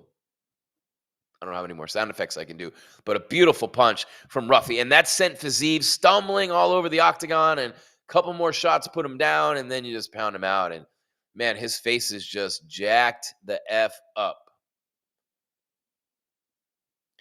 Volk too old and stiff. Diego going to win. Uh-oh, here you go. Here we go. Ruffy's, who's he calling out? Who do we get? Come on, baby. Who'd he call out? Come on. He's speaking the Portuguese. See me fighting, you know my style. How about everybody who can fight right now? Aussie, Aussie, Aussie. Oh, he's playing to the crowd. Gotta love that, man. Gotta love that. I'm happy for him. That's a big win. Coming off the loss to Saint-Denis, who, by the way, fights Hooker next. Man, that face crank, those are brutal, right? Volk winning, says Riggs. Who you be, where you be on MMA Weekly. Jim Greasehopper, call me Grease, at Jim Grease _ at MMA Weekly. Give us a follow, make you holla. Instagram, X marks the spot. No, spot's the mark. Remember Exhibit? Come on. Oh, Ersig's in the crowd. I like Ersig, Steve Ersig. Yeah, 13-4 record. Oh, Joshua Van, the flyweight champ, is in the heezy for Sheezy. And a land down under. Man, this is going to be fun. Anytime you get remember when Tim Kennedy was in the UFC and you're looking at an elite special forces soldier, the soldiers who went into Venezuela and captured Maduro in a military fort in the middle of the night without taking a single bullet. That type of soldier, that's Kennedy, and that's Benoit Saint-Denis, the French special forces soldier. And anytime you get a chance to watch a special forces soldier fight in the octagon, it's a treat. And anytime you get to see Dan Hooker, who could forget the 5-round war with Poirier, Chandler's first fight in the UFC, Hooker's been in some bangers. 8th most knockouts among active UFC lightweights with 5, and obviously Hooker over there in his part of the world, they love him, and it's going to be a lot of fun. And Benoit Saint-Denis, he's running into some... you'd be better off trying to survive naked and afraid in the Australian outback than getting in there against Benoit Saint-Denis. I'll tell you that. He's got the 3rd highest top position percentage against the UFC lightweights, over 40%. Grappling is strong, to say the least. Strong, to say the least, for Benoit Saint-Denis. And obviously Poirier, man, that was an unbelievable fight when Saint-Denis fought Poirier and Benoit Saint-Denis was on his way, and it's the rise. Bruce Springsteen, come on up for the rise, and so Saint-Denis ran into that freight train of Dustin Poirier, and Poirier's a dog, man. He's a dog. So what happens? He had lost one fight, And it was at UFC 267 by unanimous decision to Zaleski dos Santos. But that was his first UFC fight. After that, 5 wins in a row. Matt Frivola with the KO head kick. Thiago Moises before that, starting to get some better wins, right? By the way, smash that like, hit the sub, the bell, all those things. Beautiful city of Sydney, Australia. Oh, man. That's a nice spot right there. And, Hooker has been fighting his way back. We'll get to Hooker in a minute. But when Saint-Denis, he's 13-1 with a no contest. He runs into Poirier. The KO, the punches, the elbows, just brutal, right? And then the doctor stoppage against Renato Moicano. But since then, 3 wins in a row. Had the win over Ruffy, right? In the second of those 3. It was Kyle Prepelec before that, then Mauricio Ruffy. And then Beneil Dariush, he beat him by KO with punches, and a huge win right there for Saint-Denis to beat a guy in Dariush who had a real nice run for a while, right? Was near the top of the division. And that fight was in November at Madison Square Garden, beat Dariush by KO. And, man, that was impressive. So working his way back, and you love to see how guys respond to losses, right? Poirier and Moicano, 2 top-level guys. Poirier, higher level, obviously, than Moicano, but 2 really high-level dudes. And, you get a KO and a TKO back-to-back. And you're used to just, by the way, knocking everybody out yourself. I mean, you're coming off, what? Every single win that you had, Saint-Denis, every single win was a finish. He's a finishing machine. Stolze, rear naked choke. Miranda, TKO punches. Bonfim, submission face crank. Moises, TKO punches. Unbelievable, man. Going to be a lot of fun to see in this fight. And one thing for sure with Hooker, the way that he fights and his style and the way that he's aggressive and he's going for a finish, any chance he can get, especially, fighting in that part of the world. And then you get Saint-Denis, the special forces soldier. Saint-Denis will get the belt. Ooh, I don't know about all that. We'll see. We'll see. I mean, look, he learned from the loss against Poirier and Moicano, but he's got a long way to go before you're thinking about a belt for him. Long way to go. But a big win in a fight like tonight will be a step in the right direction there. The God of War. You know what I'm saying? And it just, man, when your nickname's God of War, you know what I'm saying? Like, I mean, it's going to be one of those nights. And when you're fighting Hooker, and Hooker's got the blonde hair, which makes it even better, because what looks better than blonde hair and blood? Nothing, right? When you're a fight fan. So Hooker starts getting pieced up a little bit, you're going to see that crimson mask and the red hair. I mean, this has potential to get ugly. And Hooker's the type of dude, he'll sit there in his own blood, licking it and going, let's go. So you could actually see some real shit coming up here in this fight. And I'm pumped for it. Me personally, I'm here for it. I'm always here for it. And I hope you appreciate it. We're here for you every single pay-per-view. MMA Weekly. Jim Greasehaber, call me Grease. I mean, last week was something else. And here we are a week later after the Gaethje Paddy the Baddy fight. And I called it. We knew it. We all knew it. Paddy was going to lose to anybody in the top 10, right? He was going to lose to anybody. But they milked it as long as they could, and they got him in there against Gaethje, and they got the big money fight, and they got the interim, and that was that's his ceiling, I believe. I don't think Paddy goes any higher than that, and I think he becomes a Bobby Green, Drew Dober type of dude. Just keep on fighting, Dan Hooker. Just keep on fighting, making good money, always putting on a show, not going to get knocked out, and maybe makes a run here and there or two, and beats a couple dudes, gets close to a title, gets beaten back down. No one loves fighting more than the Hangman. You are not kidding, Jason. You are not kidding. I love Hooker, man. That Poirier fight, that shit was so long ago. As Saint-Denis walks out, it's hard to believe how long ago that fight was, man. That was during COVID, the Poirier. What year was that? That was definitely 2020. Yeah, right in the middle of COVID. Right in the middle, June of 2020, that Poirier Hooker, the empty building. It was a war going back and forth, a big-time striker's dream. And Hooker just took a beating in that fight. A beating. And he just kept coming and coming and coming. And Saint-Denis better expect that tonight. I mean, Hooker had won some big fights. He had lost punch to the body, got knocked out by a body shot from Edson Barbosa. No shame in that game. But then he KOs James Vick, decision over Ali Quinta, who is a trivia question. Who did Khabib get beat to win the title at lightweight when he was in Brooklyn and Max Holloway couldn't step in? Remember, Tony Ferguson blew out his knee on a TV camera cable, and Max Holloway was going to jump in, but then he couldn't do it, and then it ended up being, hey, Khabib beat Raging Al for the title. Then a win over Paul Felder completed the trifecta 3 in a row. So then he said, hey, man, I'm going to go up in levels here and, fight a guy like Poirier, and he got bludgeoned. He survived, but he got bludgeoned, and that takes years maybe off your life and fights off your career. Then the TKO against Michael Chandler at Abu Dhabi, when that was Chandler's debut in the UFC. Round number 1, 2.5 minutes. Nobody was beating Chandler that night. Then he had a win, but then back-to-back losses. So he beats Hogprost, and then he loses to Islam, submission by Kimura, and then he loses to Arnold Allen, TKO punches and elbows, and we just saw Arnold Allen last week, right?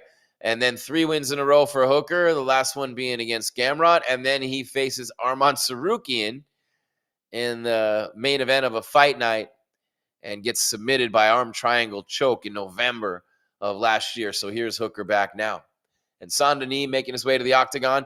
He averages 5+ significant strikes per minute, 4+ takedowns per 15 minutes, and 55% accuracy with his striking. He's one of only 2 fighters in UFC history to have that combination. The other one, Cain Velasquez. And by the way, get out of jail soon. Cain, I love Cain. That's my boy. Big part of my career early on, Cain Velasquez, the interviews, the exclusives he would give me. Come on up in my hotel room and we'll do the interview there, so you don't have to wait with all these other guys. And headlining fights around the world and having me be almost an exclusive interviewer for him early in my career. And thinking about ending up here at MMA Weekly and ESPN and the places I've gone, wouldn't be any of these places without Cain Velasquez. So get out soon, champ. What happened to him and his family and his son should never happen. I mean, a lot of us would do the same thing, if not all of us. And I understand Cain's going to get out probably in a couple months. So I'm really happy to hear that. So Hooker fighting out of Auckland, New Zealand, one of 7 active Kiwi fighters in the UFC. And he loves fighting in that part of the world. He loves fighting, period. Got the blonde hair going again with the beard, but the Hangman is in the building. And, you got to be careful against this dude. Saint-Denis is going to want to get takedowns. He's going to want to push the takedowns, get it on the ground and pound, dirty, even in the clinch up against the cage, throwing kicks, throwing knees, getting dirty. That's what you're going to want to do. And Hooker's there for that, though. He's there for a firefight, man. And look, he didn't back down an inch from Tsarukyan, who's one of the best in the world. He was mauled on the ground and submitted in the second round. So if you're Saint-Denis, you're looking at this and you're going, I want to do exactly what that guy did to Hooker, who wants to throw elbows, knees, punches. Hooker wants a little space with which to operate, wants to stay at range. He's going to stop the takedowns. And to me, that's what you're going to want to do if you are Dan Hooker in this fight. He's 4-4 in his last 8. All 4 losses coming by stoppage, 2 of the wins by split decision. You know what I mean? He's at that moment, but he's got the tattoos, full body, head to toe. Man, Saint-Denis to win by KO, TKO is plus 350. Ooh.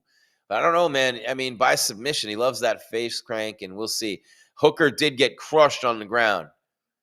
He got crushed on the ground by Arman Tsarukyan, who's super elite, as you know. Meanwhile, Saint-Denis, 3 wins in a row. Performance of the night, bonuses back-to-back, like it's a Drake song in 2017. Dariush and Ruffy, who just, again, with the impressive win. Hooker, very good kickboxer. Saint-Denis, though, an incredibly dangerous striker in his own right. So I don't know. I mean, a massive advantage on the ground for Saint-Denis, but is there really an advantage for Hooker on the feet? I don't know.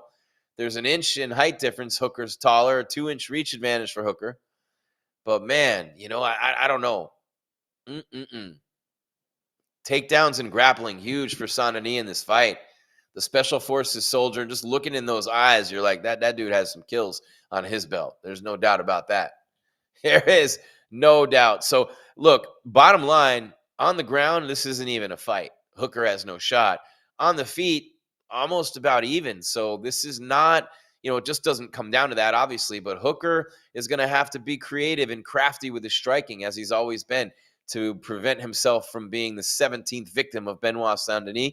16-3 with 1 no contest. 5'11" out of Paris, France. He's a minus 350 favorite in this fight here, this co-main event at UFC 325, as the numbers continue to go up and spike. Thank you for watching live here on MMA Weekly. We're here for every pay-per-view, every big boxing match as well. The number 8 ranked lightweight contender in the world, Benoit Saint-Denis. Of course, that's spelled Saint-Denis, Saint space Denis. But it's Saint-Denis. Only the French can make things sound so great, right? Well, that's not true. Other people can too. Hooker's 24-13. He's starting to get that Chris Lieben resume now. He's starting to be like Diego Sanchez. You don't want to have 1,000 fights, man. 24-13.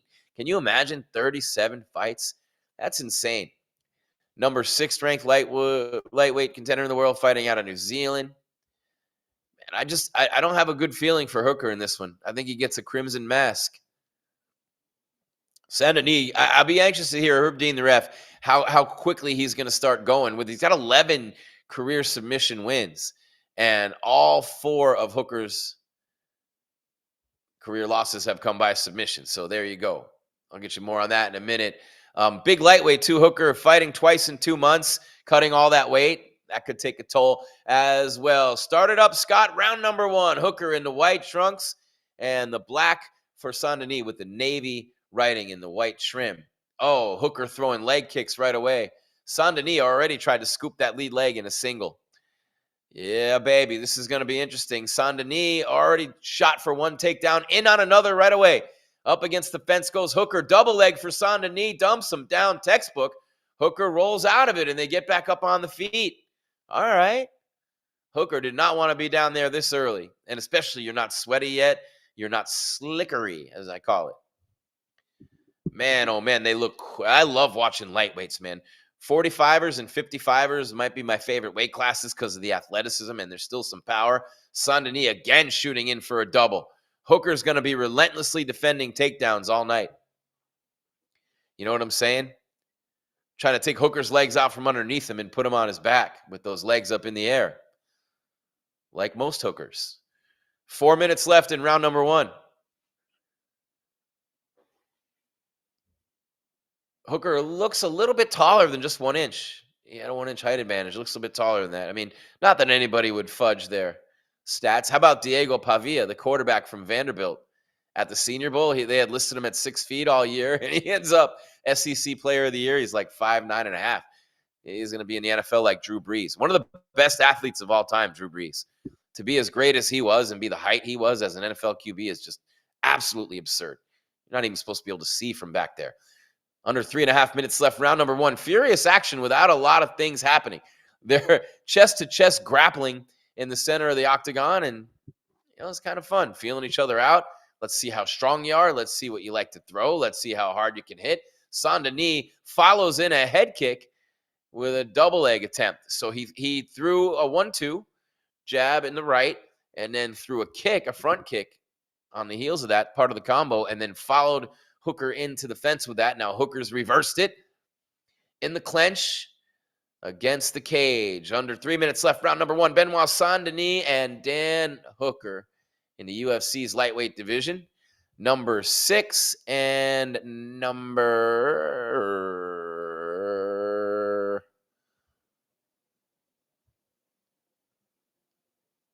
I don't know why I can't read all of a sudden. Number 6 and number 8.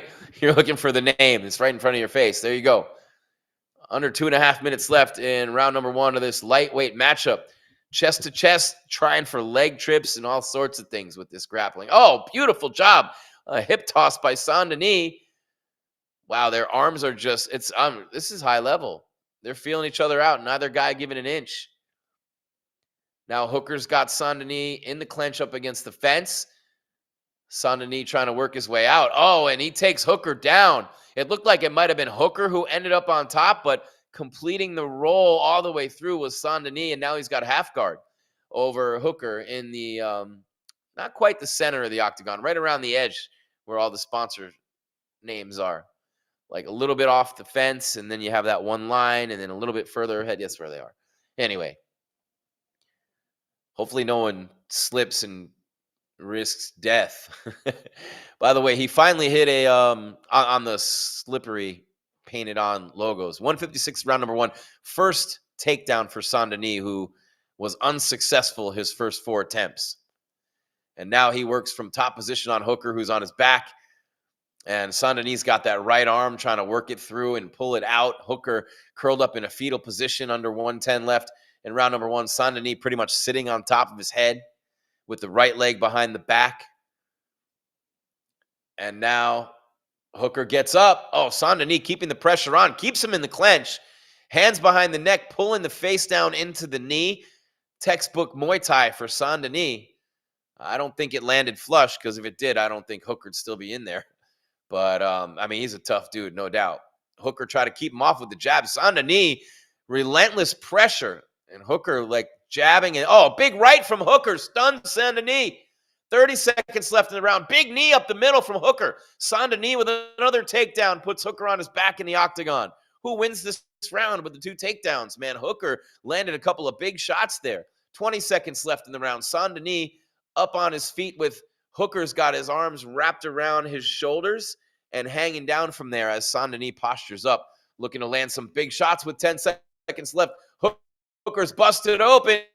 Here comes the blood with the blonde hair. 5, 4, 3, and end of round number 1. Wow, Dan Hooker.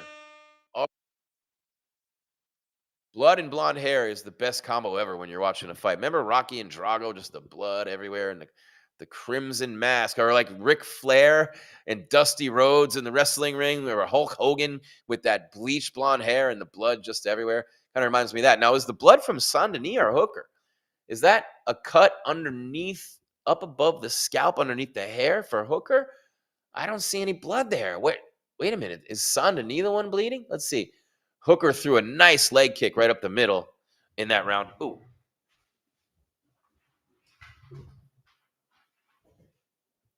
Oh, I don't want my computer to die here. That would be a disaster. Thank God. Okay, plugged it in. Whew, that was close, man. These trials and tribulations, these close calls to bring you these fights. All right, we are getting ready for round number 2. That was a tough round for Hooker. Saint-Denis with the relentless pressure, a couple of takedowns. I like to think that it's 10-9 Saint-Denis after round 1. Jim Greasehaber, call me Grease. Round 2, let's go, Scott. Saint-Denis right in on a takedown. Trying to get that double leg. Hooker turning sideways, posturing up, anything against the gate to try to keep Saint-Denis off him. The French Special Forces soldier from Paris is all over Hooker. Oh, but he tries the double leg, and Hooker gets him. Oh, man, that was close. Little guillotine there. Little front face lock, if you know what I'm saying. Oh, Saint-Denis with a couple of big knees up the middle in the clinch. Yeah, that the little teeps to the stomach from Hooker and the little choke on the entry from Saint-Denis. That's about all Hooker has in this fight. And Saint-Denis with the 2 takedowns in round number 1. You have to think that would give him the round, and now he gets another one on top of Hooker. Oh, he's like sitting on his chest. Yeah, and Hooker's arms are completely trapped, getting drilled by elbows. He can't even defend himself. These are coming straight down off the side of his dome. Big elbows from Saint-Denis. And again, he's straddling Hooker. He's got his right leg across the right shoulder of Hooker's and his left leg across the chest. Now he's stretching out that left arm of Hooker all the way up above. And now he's got him laid out flat, looking for complete full mount here. Hooker's in huge trouble. 26 significant ground strikes for Saint-Denis. Hooker's in huge trouble. He could get a Darce here. There's all kinds of things happening for Saint-Denis, and he's got him laid out flat, boom, in that position, and he can sit there and punch. He can sit there and elbow. He's throwing shoulders, boom, boom, boom, right down into him on the ground. Hooker flat on his back, blood starting to pour. And Hooker takes an elbow directly to the nose. You got 3:15 left in round number 2, and I can't see. He's got full mount on Hooker right now. Full mount. And Hooker's not going anywhere. Let's see. Oh, he's got that arm in. Oh, no. He's got that arm in choke. Let's see. Arm triangle. Oh, no. Hooker's going to tap. Hooker's going to tap. Under 3 minutes left. That arm triangle's brutal. Hooker trying to push that leg off him. Oh, he can't get him off. This dude is just locked in Anaconda style. I think Hooker might go out here. He's not tapping. Hooker will not tap. I don't know. That's arm in, though. You're cutting off the blood flow more than the wind. I think Hooker's all right. He's bleeding through his mouth. Saint-Denis applying the pressure. 2:30 left in the round. If he doesn't tap, he might. Oh, man. He's still fighting it. Got those arms together. The arm triangle. Oh, Hooker fighting it with everything he has. 2:20. Will he go out? I don't know if he'd go out from this. I don't think so. Hooker trying as hard as he can to keep that arm in between his leg and, push with that inside leg with that palm. And now, oh, man, Saint-Denis rolls right around. And he could take his back right here if he wants. He rolls back to the other side, full side mount now with that choke. Man, this is debilitating. This is exhausting for both guys, but especially for Hooker. Fighting for his life. He's still got 150 left. This has been the longest 2.5 minutes of his life. There's blood everywhere. It's hard to tell who it's even coming from at this stage. But 140 left, and Hooker getting a barrage of elbows rained down on him from Saint-Denis. Blood everywhere with that blonde hair. Hooker's bleeding like crazy. Like crazy. He's laying flat on his back, and it's just pouring down. It's unbelievable. Saint-Denis putting a beating on Dan Hooker. 1:20 left in round 2. Body blow after body blow with Hooker virtually defenseless on the ground here. Full mount for Saint-Denis. Hasn't been able to really mount a huge ground offensive. Now he's changing that up. Some elbows, lefts and rights. Oh, that one splits right through the guard of Hooker and busts him up in the nose even more. Big elbows from Saint-Denis. We're under a minute left. How much longer can Dan Hooker withstand? How much longer will Herb Dean let him go? But he's all right. He's breathing fine. He's not too, black and blue. He's bleeding everywhere, but he's not, he seems fine. He literally seems fine. And none of these blows are debilitating. Wow. Hooker's just unbelievable. He's getting blasted with elbows. Full mount, postured up, bam, punches, elbows, 30 seconds. If this dude can survive, come on, Hooker. You got to survive this, man. More elbows. Herb Dean's telling him to defend himself. 25. How many more punches can he take, Herb Dean? Do you need to have him in the ground with shovels full of dirt? Stop the fight. Jeez Louise. Wow, Herb. And Saint-Denis' eyes are busted up too. Hooker, you're in a fight when you fight Hooker, but how long he let that fight go, and Hooker just taking absolute obliteration from Saint-Denis. The Special Forces soldier obliterates Hooker. And Hooker, you got the blood and then the blonde hair, imagine, everything. And I love Hooker. You know what I'm saying? I do. I love this dude. He's a gamer. He's a warrior. You knew coming into this fight he didn't have much of a chance. And Saint-Denis, a big win. A big win for Saint-Denis. Let's see. To win by KO, TKO, he was plus 305. And I said it right before the fight. That was the play. And, oh, man, plus 305. You're cashing right about now. But Hooker and Saint-Denis, as they went to the ground, Hooker had the arm here, and he almost was able to carry him all the way over, but then Saint-Denis tucked him and rolled him in, and that's how he got the top position. But the elbows from top, bam, bam, split the guard with a couple of them. It just, oh, man. And the punches, just the combo. And none of the punches were earth-shattering in and of themselves, but he hit him with about 15 straight combos. Bam, bam, bam, bam. And Herb's just standing there like, dude, should I throw some dirt on? Should we get a priest? I think Herb should have let it go.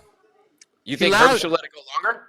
He lasted that long. Dan showed that he took that much punishment. Those punches, he was just throwing arms at him. They weren't like strong hits. I think Dan would have lasted. No doubt in my mind. And the ref in that position, though, Scott, is not supposed to look at the clock.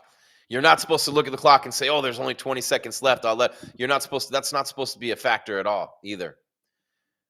Not saying it isn't sometimes, but it's not supposed to be. And Hooker at 35 years of age, and that's an interesting point, Scott, because he wasn't breathing super heavy. He didn't look to be majorly hurt. But for me, and when I'm saying stop it, it's because he was just getting blasted over and over again and had no way of really stopping it. Yeah, he wasn't defending. He was just covering up. But at that point, the poor guy had taken as much damage as he had, and he had shown that he could take it. I would have given him the 20. You'd have given him the 20. Let's see, the official decision. Number 8, Saint-Denis beats number 6, Hooker, 445. of the second round. Had 15 seconds to go, Scott. Nah, he was all busted up and bloody, bro. Let him get more CTE? Question mark. Yeah, I'm with you, Dixon Butts. I'm with you. Oh, wait, I just read that out loud. Oh, my God. You guys and your names. I didn't catch that either. We're slow. Dixon Butts. Ha-ha. We're in kindergarten. Love you. 17-3 for Saint-Denis. It actually is funny because he got me. Oh man, it was like Dixonbutz or something like that. Like, Yeah, that oh, deserved air horn. I love it. Most finishes since 2021 in the UFC. Benoit Saint-Denis with 9 finishes. 9 for the Special Forces assassin. Can you believe that? It's unbelievable. I love this. I love this sport with all my heart. I really do. How could you not? How could you not? Let's see. Yeah, and all we got next is one of the greatest mixed martial artists of all time, Alexander Volkanovski, and of course, Diego Lopez. And that first fight was awesome. A lot of people thinking that Lopez has figured out, or that he will have figured out, better strategy than the one he had in the first fight, where you could tell in watching that first fight that he was surprised that one kill shot wasn't coming. He felt like, and he looked like in that fight, like he really fully expected it to be there. And when it wasn't, But Saint-Denis, brutal. I mean, the Poirier loss notwithstanding, and, Poirier's put a lot of people in that position. I mean, this dude is oldest of 5 brothers. His father's a French army officer. I mean, think about his childhood and the way he grew up. Man, Saint-Denis, 9 finishes since 2021. Good job. And by the way, he might get another bonus tonight. You know what I mean? Ruffy's was pretty good. I don't know. Who would you give it to? Would you give it to Ruffy? I think Ruffy's was better than Saint-Denis because it was just a slow pound out. He's not going to get 50K for that, Scott. I don't know. I don't think so. I don't think he gets the 50K. I think there's the finish. I don't know. Ruffy and Saint-Denis back-to-back finishes at lightweight. So think about this now, right? Scott and everybody out there watching, smash that like, the subscribe, hit the bell so you know when we're coming your way with more content. March 7th is our next pay-per-view. Holloway, Oliveira 2 for the BMF. And we got another comment up there. I thought Hooker would have barely escaped that round. It was so close, man. But man's a legend for his endurance. Respect for Dan Hooker. Amen. I'm not reading anybody's name anymore. You ruined it for everyone. No. But think about this now. In the lightweight division, Saint-Denis with an impressive finish and Ruffy with an impressive finish. And you know what I mean? It's already, I don't know. It's interesting to see the top of that division. For sure. But Saint-Denis lost to Poirier and Moicano. He already has a win over Ruffy. You know what I mean? So I think that's, look at Chris Weidman with his feet up on the desk and Robert Whitaker. Man, these guys got a cushy gig. These in between fights as we wait for Volkanovski and Lopez. MMA Weekly's live coverage, UFC 325. Jim Greasehaber, call me Grease. Really appreciate you being here tonight, spending your Saturday with us or your Sunday, depending upon where you are. You're coming from the land down under. So I'm excited. Which fight that's coming up are you looking forward to the most, everybody? By the way, Volkanovski's minus 138 to win, minus 250, more significant strikes, and plus 155, under 2.5 rounds. So if you put those together for a parlay, all right, Volk, Diego, where are you from? Where are you watching? Who do you think's going to win and how tonight? Oh, Alexander Volkanovski with the green boxer brief trunks, and they have the gold befitting of a champion. He's got the 5th highest significant strike rate in UFC featherweight history, and you wouldn't have thought that about Volk early in his career. He's worked hard, man. And by the way, 6 performance awards for Lopez. That's a pretty good number. Do I think Conor will get on the White House card? No, probably not. Sunday on the beers. Cheers, Willie Knight. Lopez is going to sit him down with a KO, and it's sad. I mean, sicko gamers, I think you might be onto something there. So I love the predictions that I'm seeing. Keep them coming in the chat. Keep the likes, hitting that bell, and all those things coming as we continue here live on MMA Weekly. Jim Greasehopper, call me Grease, at MMA Weekly, at Jim Grease _. Again, March 7th, April 11th, 7-11, baby. We will be here with both of those. And, of course, we got the big boxing matches and all sorts of things coming your way. I'm from Aussie. Let's go, Volk. Volk's winning this easily. Volk's going to win unanimous decision. Do you think Volk goes the distance if he wins? Yes. If Volk wins, it'll probably be, going the distance, I would say. What a career. It's funny, as we've done these for so long now. We started this in the first year of COVID, 2020. We started doing these pay-per-views live. And I love the tattoo, by the way, for Lopez. Dream, believe, make it happen. Volk's making fun of his hair. He's got the mullet, got all kinds of things going on. But when I think about, we started this in 2020. Excuse me. And so Alexander Volkanovski was on that win streak forever, right? Started in the UFC and the Kasuya fight, which was a TKO win on the Whitaker-Brunson card, which was all the way back in November of 2016 in Melbourne. Made his debut in the Octagon in Melbourne, Australia. Fought in Sydney in November of 2017. Fought in Perth. So his first 3 UFC fights were in Australia for Volk. And then he comes to Idaho and beats Darren Elkins, beats Chad Mendez in Inglewood, always up to no good. Beats Jose Aldo, Max Holloway again, Ortega, the Korean Zombie, Max Holloway, Islam Makhachev, of course, that loss. And then he beat Yair Rodriguez by TKO at International Fight Week, UFC 290.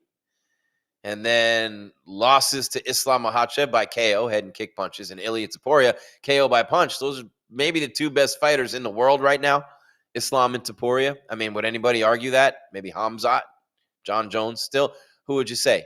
I would say those are the 2 best fighters in the world right now, Islam Makhachev and Ilia Topuria. Right there. If they're not, they're right there. And those are the guys that he lost to. And then he comes back and, unanimous decision over Lopez. And it's just so many people have counted him out and disrespected him, not even maybe intentionally, but this is a legendary champion. This is a guy, and an Aussie named Kyle says he's an Aussie and he thinks Lopez wins. This is a legendary champion, Alexander Volkanovski. This is a legendary fighter. This is a guy who was 200-plus pounds as a rugby player, ends up being the best 145-pound fighter on the planet, right? And you look at his losses, Islam twice and Topuria. Again, the 2 best fighters in the world. Is there anyone out there who's going to debate that with me? You going to say Hamzat? You going to say Jones? No, you're not going to say Jones. Who are the 2 best fighters in the world? Those are the guys who Volk has lost to. Islam Makhachev and Ilia Topuria. And obviously, Topuria is going through his stuff, and we're hoping that we'll see he and Gaethje, but I think we're going to see Gaethje and Sarukian probably. Which it'd be interesting to see if you're going to get Gaethje to take that fight, because he's already the interim champ. What are you going to do? Defend your interim belt so a guy could come take your interim belt and then therefore your title shot? No. Although Gaethje probably would take the fight. What about Conor? Lopez by unanimous decision. I bet on Lopez. I was wrong. I mean, that first fight was unbelievable, man. That was really a great fight. And I thought Volk was dead in that first fight. Didn't you? When he got knocked down and he's up against the fence and, oh, man. Unbelievable. But I really, when I think of Diego Lopez, man, and what a beating. You've seen him just beat the living tar out of people. The TKO of Silva, and Silva's looking good lately, right? Like, you're looking at John Silva, and, that loss to Lopez is, look, he's laying waste to people. The huge win streak, crushing guys like Dober and Bryce Mitchell. Then he runs into the TKO of Lopez. Then he beats Arnold Allen last week. Ilia, let's go, he says. So really interesting when you look at the level of opponent for Lopez, and Volk was able to game it out last time. He was able to game it out. But that's Volk, man. You got to beat him. You got to beat his aura. You got to beat his mental game. He's not going to beat himself. You know, he's going to take away your one or two biggest weapons in every fight. It's Volk. That's what you're going to do. And again, they fought in April of 2025. And now here we are, barely hitting February of 2026. And here they are again. The main event in Australia. How about that? The first one was in Miami, by the way. And Volk reclaimed the vacant UFC featherweight champion. Look at the championship. Look at this. Nothing like those lights across the octagon. And, of course, the music from AL3. Shout out, AL. Albert Linnes is my boy from Arizona. This is a UFC DJ. Lopez coming out in that cowboy hat. Man, I really like Volk, and he's like one of the old guard, right? But when I think about, I said we started this back in 2020, and Volk was just starting. He had beaten Mendez and Aldo. The first Max Holloway fight was December of 2019. July of 2020 was one of the first ones we did. It was one of the Volk and Max, UFC 251. I remember that night, and a split decision win for Volk after the unanimous decision win in the first fight. And I really thought that Max had won that fight, and I was really down about that and whatnot. But, man, then he beats Brian Ortega. Remember, T-City had those submissions put on him, and nobody gets out of those with T-City, and Volk didn't tap. Just unbelievable, man. Just an incredible run. But, you know, they all come to an end. And you're starting to feel, as you're watching Lopez here, at least I am, starting to feel like it might be his time. You know, he's plus 125 on the money line, plus 210 to win by KO or TKO. Man, that first, I mean, the knockout of Silva earned him the rematch. That, and there's not a lot of people right now in the division that could be in this position, because I don't think the fight was close enough to get an immediate rematch. But again, he gets the knockout right after. So I'm not sitting here. I'm not going to complain at all. I mean, it makes no sense to do that. You know, Evloev is the number one ranked contender, and Lopez at number 2. Yair Rodriguez after that. Aljamain Sterling at number 5. He's been talking about fearing like he's going to be pushed aside in 2026. But this division's, it's kind of like a wasteland at the top. Easy for Lopez to slide back in there with one win because, again, this is not the featherweight division of yesteryear. While you're here and we get set for the main event on MMA Weekly, live coverage, UFC 325, Jim Greasehaber, call me Grease. While you're here, please smash that like button, give us the sub, and of course, hit the bell so you get alerted when we are coming your way with more content. We're live for all the UFC pay-per-views, big boxing matches, all kinds of other things going on with MMA Weekly. What is with the horrible hairdo, Lopez? I don't know. I can't say anything about anybody's hair. You know what I'm saying? You know, my kids might be watching. I'll never hear the end of that. Can you imagine, though, if you put Volk to sleep in Australia in front of his home crowd? I mean, that is pretty amazing. He lost in Perth to Islam, and it was a unanimous decision where Volk ended the fight on top, the first one, obviously, February of 23, UFC 284. Volk was on top, inflicting damage on Makhachev at the end of that fight. And people forget about that. But Islam won by unanimous decision. So he did lose in Perth. But he ended on top, raining down blows. And the fans were going crazy. And his other 2 losses, man, at least his other 2 UFC losses, Islam and Topuria, were in Abu Dhabi and Anaheim.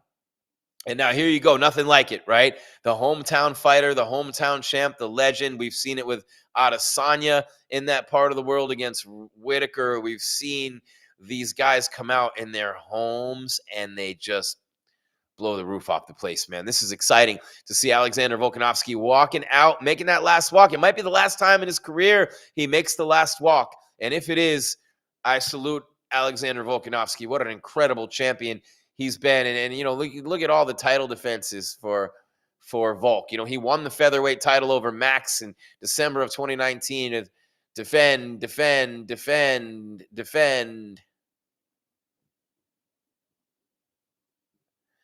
Yeah, 6. Well, 5 title defenses, and then he won it another time. So 7 wins in title fights. University of Miami. Wasn't a math major, but hey, Here we go, Canes. You know what I'm saying? It's all about that. So here we go. Volkanovski making the walk. Looking like he always looks, like the belle of the ball, man. That little sly grin from Volk. He's been here, done that. The moment is not even close to too big for him. He owns the moment. He is the moment. From Shell Harbour, New South Wales, Australia. It's his 11th consecutive UFC title fight. I think DC had 10 in a row. And 11 consecutive title fights for Alexander Volkanovski, man. Just an absolute legend, icon, all-time great in the sport of mixed martial arts. A future UFC Hall of Famer makes his way into the arena. As the fans start to see him on the screens, they go insane for Alexander the Great Volkanovski. What an unbelievable moment. And I love these. I love these moments like this, man. You know, he's number 5 in the pound for pound, and dude's getting up there, 37 years of age. That last win in the title fight made him the oldest. Yep. City kickboxing, Tiger Muay Thai, black belt in Brazilian Jiu-Jitsu under Joe Lopez, a former semi-professional rugby player at over 200 pounds. Pretty amazing, right? Pretty amazing when you think about it. The fans going nuts. Has 3 daughters and had a 4th one born last year, actually. So unbelievable, man. Has his own cooking show on the YouTube channel. As a guy who can really cook, I like Volk's cooking channel, man. You should check it out. He might be cooking a lot more if he loses this fight. Here is your new genius subscriber. Thank you, Robs155. I would agree. It takes a high IQ to do that. Look at all these Australian dudes just hammered. They're all hammered. It's like Sunday. What time is it over there right now? What time is it over there, Scott? I know it's Sunday. It's Sydney, Australia. Current time. Look at me hunting and pecking. One finger typist. That's me. Second most title fight wins in UFC featherweight history. Aldo still has the record. How about that? It's 3:21 p.m., Scott, in Sydney, Australia right now. And these dudes have been hammered since like 9 a.m. And now their guy, there he is, Volk. Alexander Volkanovski. Man, it's just almost hard to believe the legend that this guy is and how we've been doing this for 6 years. And it's kind of coincided with his run, Scott. You look at the fighters who have been at the top of the sport since we've been doing this for 6 years. And you guys have been doing more than 20, but I'm talking about live during the pay-per-views. And, you know, you think back, 2020, Volk's run, Max Ortega, Zombie, Max again, Islam, Topuria, Lopez, all those fights have been right here. We've done them all. And his rise and his string of dominance and championship runs have literally coincided with what we've done here. And I think that's amazing. And now this dude with a side part mullet could put an end to all of it right now. Oh, man. I don't know what's going to be different in this fight, though. You know, there's still a 1-inch reach for Lopez. He's got a 5-inch height advantage, which Volk is unique. For a guy who's so short, he does not give up a lot in reach. He's got long arms, man, for a short dude. And that's been a huge key to his success. He can reach you from secondary distance, even though he's 5'6", and you got a 5-inch height advantage on him. A 5-inch height advantage that only translates to a 1-inch reach advantage. Just compute that. Let that sink in for 1 second. Boy, that mullet is real. I had one like that in high school. I had my football number carved in the side. Yeah, man. This is what we did back then. The authority of New South Wales. Man, Goddard's the ref. He's always getting these big matchups. I love Goddard as a ref. Interestingly enough, though, the biggest narrative when I think about this rematch is just a quick rematch for Lopez, right? 9 months after he finished Silva, Lopez did. I mean, it's a slugfest. It was Noche UFC's headlining fight in September. Beautiful fight, by the way. Lopez, 27-7. Volkanovski, 27-4. And here comes Buffer. This is special, man, when Buffer does this for a legendary champion like he does. The customized intro for Volk. They love it. Man, interesting, right? But I don't know how Lopez got the rematch right away and he leapfrogged these guys. I mean, obviously you wanted to see it, but over Evloev or Murphy, I don't know. Lopez talked about the big moments that he had in the first fight this week. He was talking on the at the press conference about the big moments he had in the fight and how he would handle them differently this time. He said that first fight taught him a lot about his life and his career. 34 professional fights, 5'11" out of Puebla, Mexico. He's a plus 125 underdog. He says nothing's new for him now, so he's not worried about that pressure. Obviously, you fight a guy like Volk, and you hadn't been used to that kind of a fight or that kind of, I mean, look, before that it was Ige and T-City, and then all of a sudden you're in there against a legend in Volkanovski. What you going to do? You know what I mean? What are you going to do? Let's see. Volkanovski. I mean, he's always just so chill. You saw him in the press conference this week just singing. 27-4, 5'6" out of Windang, Australia, down on the farm. He's a minus 150 favorite. 11-1. 11-1 for Alexander Volkanovski as a favorite in the UFC. 11-1 in those 12 fights. And, of course, this one here, man, this is exciting, guys. Really, really exciting. Takes a long time to get through the accolades when you're introducing a guy like Volk. I've been a ring announcer for a long time too. It's one of the most fun things I've ever done. Love it. But sometimes a guy has, and you got to give him their flowers, man. You gotta give him his accolades. Here they come into the center of the octagon. They're at the monster can. Goddard's got the mic wrapped around him. This is unbelievable.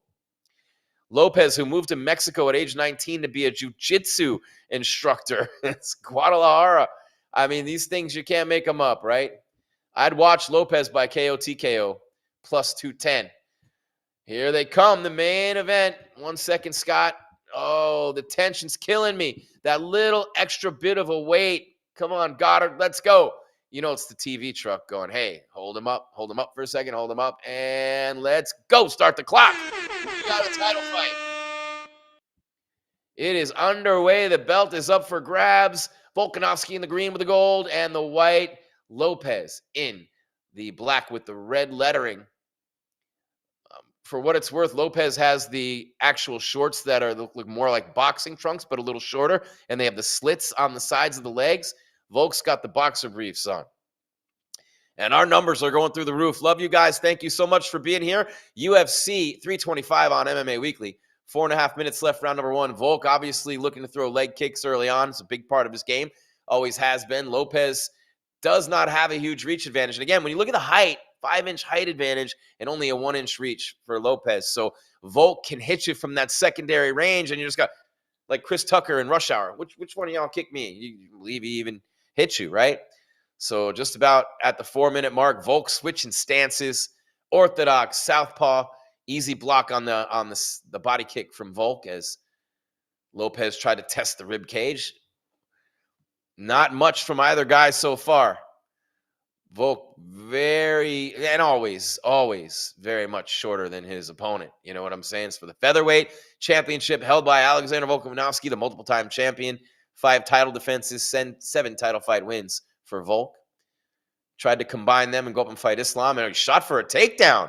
Alexander Volkanovski shoots for a takedown, and sprawling away and taking some shots at the head of Volkanovski as he left there was Lopez. Ranked number 2 in the world. Volk is the champion, obviously.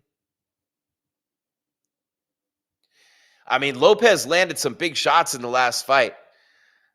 Volkanovski went down in round 2, got his face busted up. I think it was round 4. So Lopez has that back here filed away. No, and he did hurt him a couple times. And, that's something that he can obviously, as he switches stances himself, he can kind of hang his hat on that a little bit and say, hey, I did hurt him. I did bust him up. He is human. And when you're standing across from a guy like Volk, you can wonder sometimes. And he's so tough and so strong, and his chin's incredible. Just under 2:40 left in round number 1. Our clock right on the button, Scott. Volk looking sharp and quick on his feet tonight. But he's got to watch that jab of Lopez. You know what I mean? Fighters make adjustments in rematches, and Volk just, I mean, he landed 100 more significant strikes, almost like 5 short of 100 more significant strikes in the first fight. So it wasn't close. It was a clinic. Oh man, and when Volk gets in there, Lopez timing him up for a left-hand counter with an elbow as well. So it's going to be interesting to see here. Yeah, man, this is interesting. Oh, nice kick thrown by Lopez up toward the dome of Volkanovski. Glanced off the top after being deflected.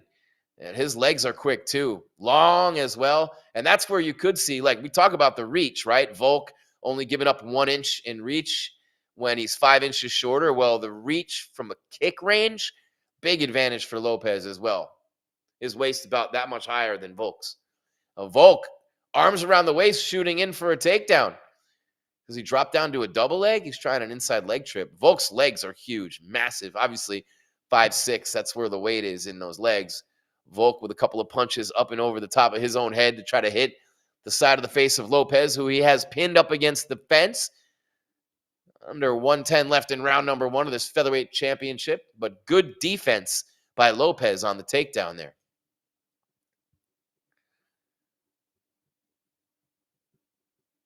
Thing about Lopez is his technique is not always great, and it's very much come to fruition in terms of hurting him in big fights, and it did against Volk in the first one. Obviously, his form is sloppy. His defense, sometimes he'll leave those arms down a little bit. Easy for me to say, right? I mean, oh, nice jab straight up the boom, right up the gut from Volk. Popped the head back of Lopez. Oh, Volk rushed in, tried the inside leg trip. Keep them coming. Hit that like and the subs. We love you guys. MMA Weekly, UFC 325. Inside of 15 seconds left, round number 1. 10 seconds, round 1. Want to leave a lasting impression on the judges. Let's see. Nope. Dancing, sizing. Nope. A kick and a punch thrown by Lopez. Don't come close to the mark. And that is the end of round number 1. And man, it's, it's hard to say who won the round, but it looked pretty good for Volk early. Thing about Lopez, his form is not great. He's a little bit sloppy. He does not have the skill, and he does not have the striking ability of Volk, but he doesn't have the fluidity and the mastery of the fundamentals like Volkanovski. And also think about this. How many times has Volk been in situations in big fights where he's needed to beat Max? He's needed to survive a choke to survive Brian Ortega. There have been a lot of things like this in his career. And in the corner over there, getting some work done. We're getting set for round number 2 in just a second here. And Volkanovski's ready. Lopez ready. Goddard says fight. Round 2, let's go.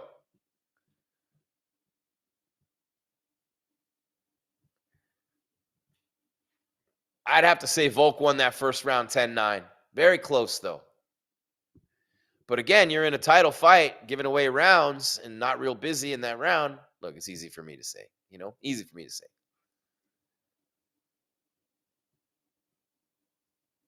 It's the thing about the chin of Volkanovski, too, just literally iron. You know what I'm saying? And so it's been a big factor in his career, that chin. But plus 210 to win outright, what interesting,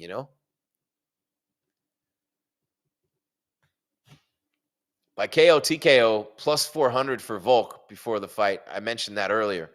To win by submission was plus 1050. And some people are calling that first round for Lopez, they're saying that he kept Volk back on his heels with the kicks, but I'm not buying that. What I am buying is all of you guys, huge numbers in the room right now. Love you, appreciate you. MMA Weekly, UFC 325.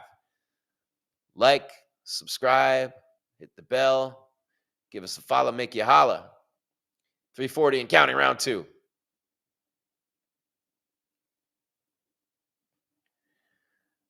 Volk delivers a a body kick, a little bit of a front kick. Now Volk's getting in boxing mode. You know how Volk, when he's circling, throwing the jab, he's in boxing Volk mode right now. Oh, nice kick from Volkanovski. Lopez not backing down, though. He's taking the center. And Have you seen the top of Lopes' right foot? It looks like it's broke. Swollen as fuck. Let me see. Right foot? Yes. Thank you, Scott. I'm keeping an eye on that. I appreciate it. They're still circling. And Volk probably notices that, and that's when he started circling more. Boxing Volk, like I said, circling around and making him work on that foot. It looks like he's kind of limping on it, doesn't it, now that you mention it, Scott? Yeah, it's dragging behind him, but he's still throwing kicks with it. Yeah, he is. I don't know. Interesting. Yeah, that kick landed in a wrong spot, man. That's why, when you throw kicks in the octagon to that point, Scott, I'm glad you brought that up, because kicks hurt you almost as much as they hurt your opponent, man. You be careful when you throw kicks, let alone just receive those kicks. That's why you go and you kick the posts and the posts with the ropes tied around them and just get that scar tissue, and get them all calloused. It's a different breed. And that I'm trying to keep an eye on that foot. It's like right off the joint, like coming down onto the top of his foot, just past where the joint ends. Yeah. But it's definitely from, you ever, you kick something too hard, you've had that happen. I used to kick frozen footballs as a kid. Oh, look at this. Back and forth they go. Nice exchange for the two of these guys. Under 2 minutes left in round number 2. That was a nice little flurry. Volk's got a cut underneath his right eye that's trickling a bit here. Interesting that some people scored round 1 for Lopez. I did not understand that, but again, it's just like he's a freak of nature. To have been a 230-pound rugby player and then fight at 145, you know what I mean? To be 5 inches shorter than someone and only give up an inch in reach. I mean, just sometimes you just gotta get a couple little breaks from the man upstairs too. Oh, nice exchange. Volk coming back with the defense to block a shot from Lopez beautifully. There have been a couple of real nice exchanges. Combos, 1, 2s, 3s. A couple uppercuts in there too. And Volk continuing to switch, by the way, Alexander Volkanovski, from orthodox to southpaw. I find that to be interesting. And Lopez switching with him.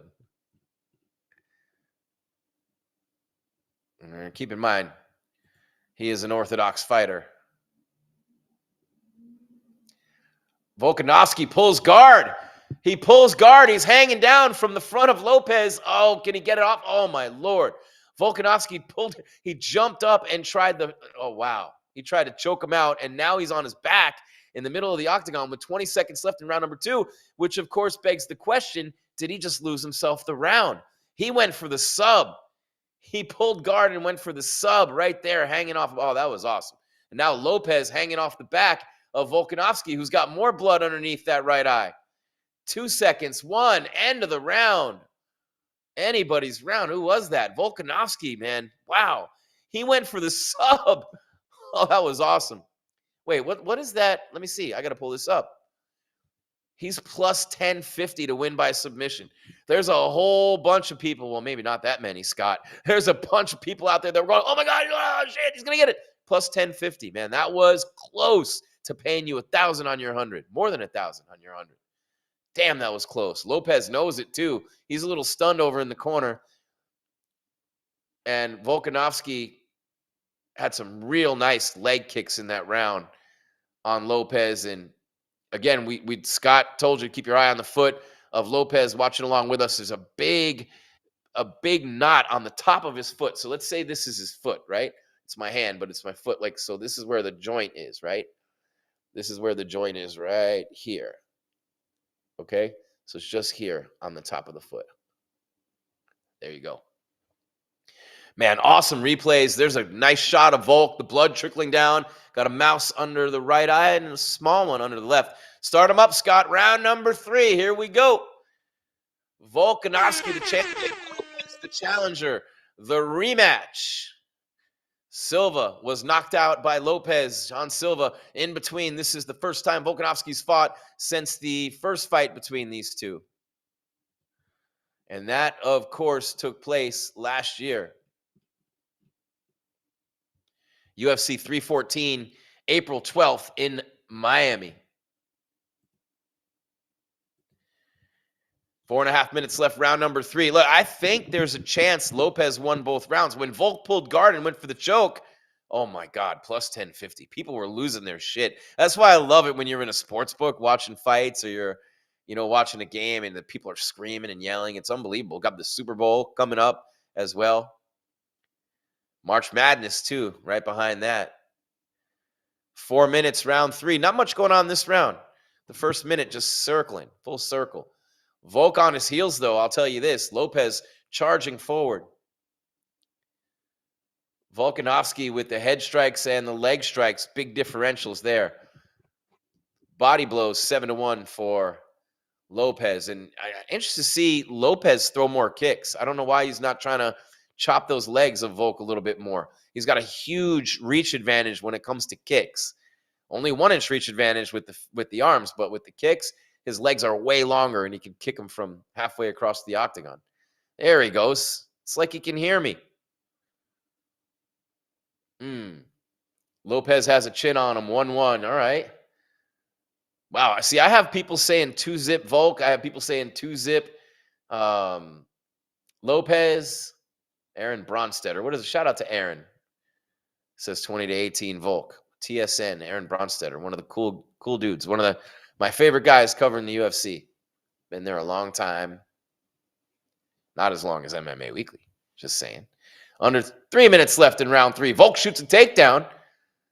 Thinks better of it. And almost ate an elbow for his troubles from Lopez.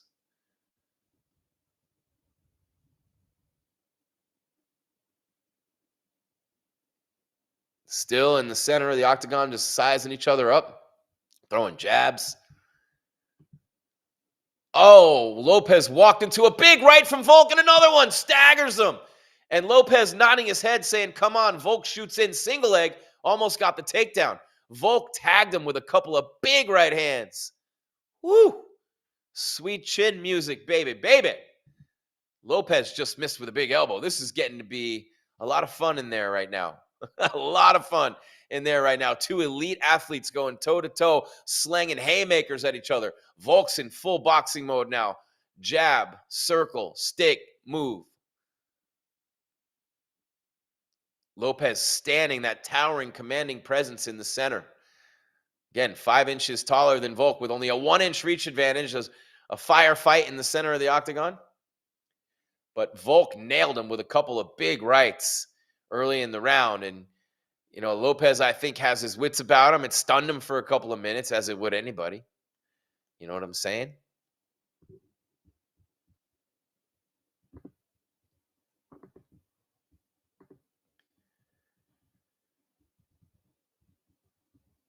Thing about Lopez just following Volk around the cage all night, looking for that one-punch knockout in fight 1.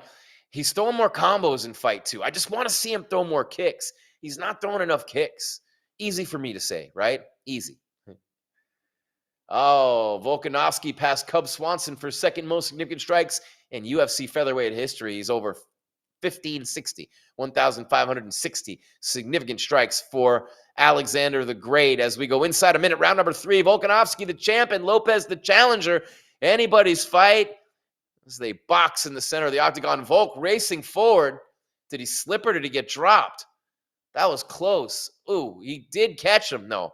Volk got blasted rushing in. He was coming in full speed, and he got dropped. I want to see how much of that was a slip. I'm sure we'll see the replay. Now Lopez maybe smelling a little bit of blood, continuing to push forward. 20 seconds left, round 3. Volkanovski still bleeding from underneath that right eye. He's taking a couple of big shots from Lopez in this fight. Lopez still, for some reason, not really using his kicks. Oh, there's a nice one to the side of the body, right as I said that. 5 seconds left, round 3. Championship rounds forthcoming. There we go. I think Volkanovski's this is his zone in a fight. Usually between the middle of round 3 into, you know what I mean? That's when he starts to hit that groove, and it's Volk in a title fight, and that's when he started to come on against Islam. And, I mean, he's been better in the late rounds. He's been better in the late rounds than almost any champion at any time in UFC history. I mean, he's dug deep. He's used his chin. You think of the things. He's survived submission attempts, onslaughts on the feet. I don't know. I think that Lopez is helping him out a lot by not throwing more kicks to keep him off him. Volk started to rush in a lot more in that round. And he caught him flush with a big right and then backed him off him and came over the top with another one in one of those exchanges earlier in the round. Two big rights from Volkanovski. Meanwhile, Lopez dropped Volk as Volk was coming in. He did drop him. It was a right hook, right? And he caught him right here on the side of the nose and the cheek. As we get set for round number 4, and here they come. Let's go. Championship rounds in the featherweight division. Volkanovski, one of the most legendary champions in UFC history. 5 title defenses in this weight class. 7 wins in title fights. 12 straight title fights, or 11 straight, 12 for Volkanovski overall, 11-1 in those fights. Think about that. Unbelievable. He was a favorite coming into this fight, minus 145 to win outright. Lopez is, this is not as much of a clinic as the first fight was for Volk. Lopez has definitely closed the gap in terms of toe-to-toe, round for round, scorecards. He's definitely closed the gap. The discrepancy is not quite what it was in the first fight, but he better be careful here because this is the Volk zone, and this is where, he could tend to start to get dominated in this fight. As we approach the 4-minute mark of round number 4, Lopez and Volkanovski right in the middle on the monster can.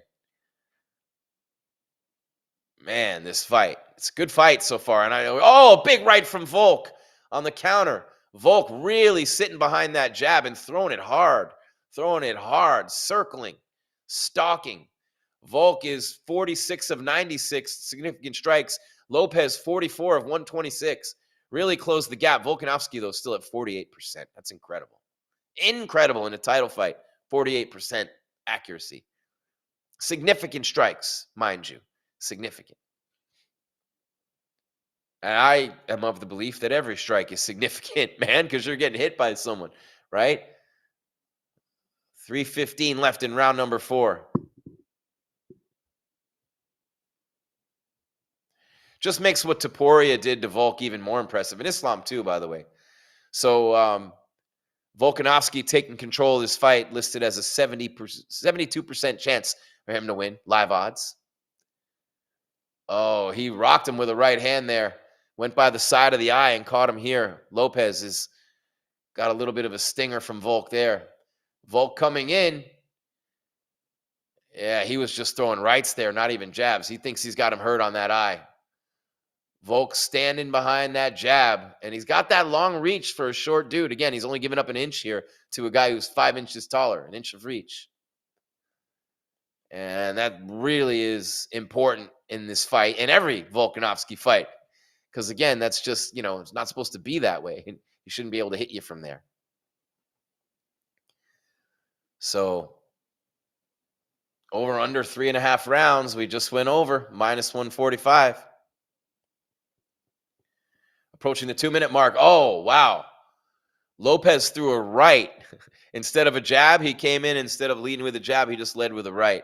And, just a lot of little tricks that these guys use. Try to throw each other off their game. It happens all the time.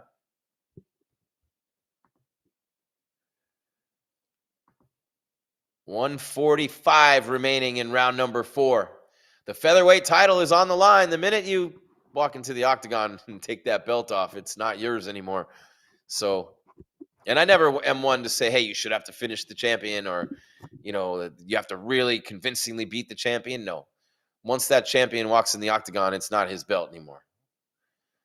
Under 130 left in round 4. Lopez continuing to stalk Volkanovski and take the center of the octagon, but Volk is more than content circling around and boxing. Oh, a big right from Volkanovski. As Lopez came in, he can't get into that zone. He can't. He's switching stances. He's trying everything. He's mixing up jabs and twos. He's having a hard time getting into, and a low blow. He's having a hard time getting into the combat zone, so to speak, against Volkanovski. Because every time he jumps in there, Volk's meeting him with that big right hand. And so that's why you're seeing Lopez start to switch up these stances.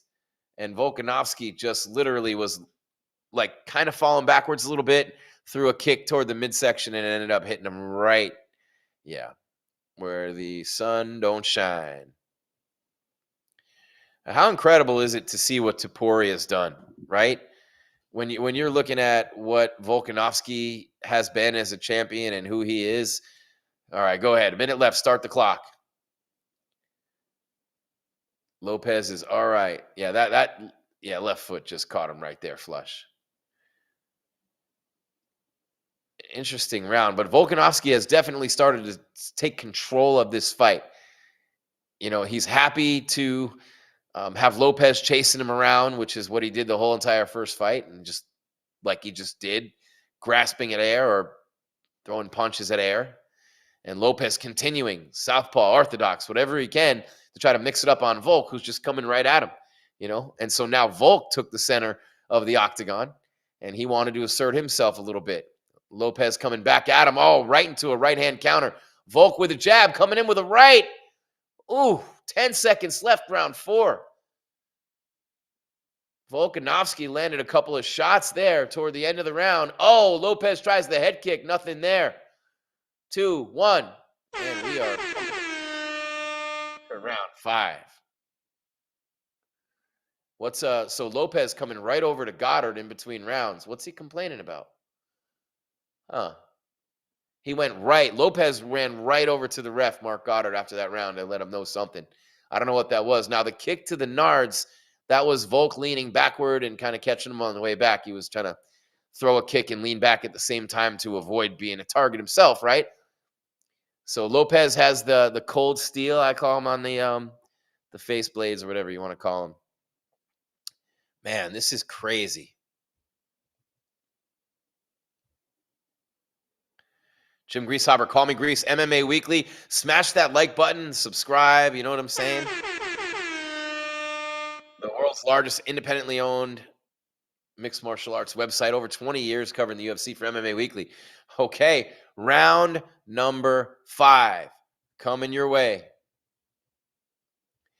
I mean, Lopez's striking game and his offense, his attack in that first fight was so easy to figure out and predictable. Start the clock, Scott. Round number 5, the title on the line, Volkanovski and Lopez. You'd have to think Volk is up and Lopez needs a finish here. You would have to think. I don't know for sure, but again, Volk was knocked down in this fight, again, like in the first fight, and he's really looked a lot better in terms of, Lopez has, in terms of standing and striking with Volk. The gap has closed significantly between the first fight and here tonight.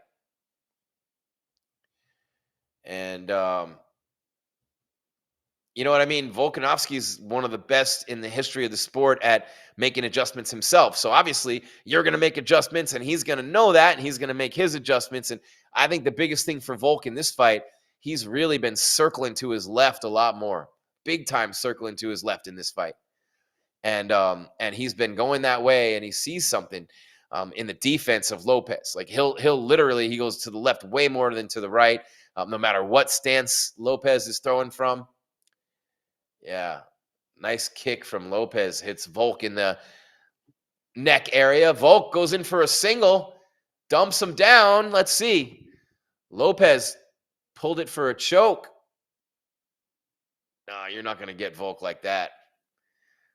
No, he had that front guillotine. Not going to happen. Beautiful feet movement by Volkanovski. The footwork, incredible. And that foot, speaking of the swollen foot of Lopez, hasn't looked to be bothering him much at all as they go chest to chest by the cage. And the clench, Volkanovski pushes him into the cage and then trips him and takes him down. Textbook from Volk. And man, Lopez is strong, getting right back up. And Volkanovski's a beast too. And you know, when a dude's 5'6", weighing that much, and think of how strong he is. You know, that's 5 fewer inches where it's packed with muscle. And especially in that midsection to the legs, Volk wants to keep those hooks around the waist of Lopez, who tried to squirm away. They spin back into the cage. Now Lopez turns Volkanovski around. Interesting, as they just expend so much energy chest to chest. Now, Volk trying to get a throw, and he's not able to complete it, so Lopez lands on top of him. I don't really think that was a takedown, but now Lopez looking to get the back of Volkanovski. Oh, wait a minute. Nope. I thought for a second. Oh, he does have his back, though. Volk is standing up. Lopez is on his back with the body triangle around him, up in the air. What Volk does here, he's got the arm of Lopez. Lopez literally on his back like a squat in the gym. If Volk can just dump him off, he could do some real damage here, but he's trying to fight off the choke of Lopez. Wow, what a fight, man. 2 minutes left in round number 5. It's anybody's matchup right now. Oh, Lopez taking some big elbows to the arms, believe it or not, as he's trying to double leg on Volk up against the cage. And this is one of the best positions he's found himself in all night. Volk looking up at the clock, 145 and counting. Now he spins around and he retakes dominant position, pushing Lopez up against the cage.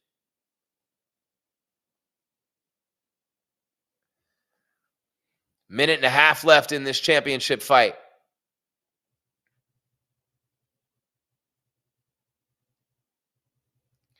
Nothing really ground-wise from Lopez in this fight. We thought we might see a little something. You know, he's got a really good submission base, and now he's working on nice. Volkanovski flips out of an armbar attempt. He's got good jiu-jitsu, man.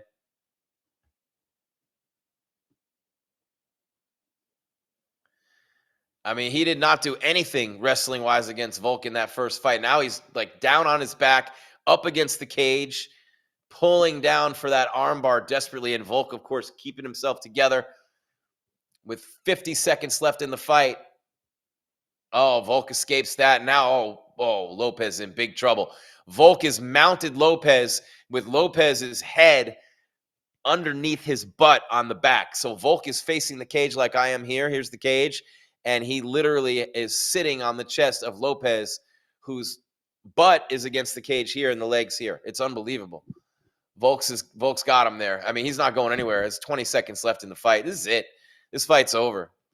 This fight is over. Volkanovski's just going to ride it out literally here. You know what I mean? Like Rikishi, the old WWE stink face. 7, 6, 5. Got to watch the up kick. Volk drops down with 3 seconds left, throwing punches and elbows.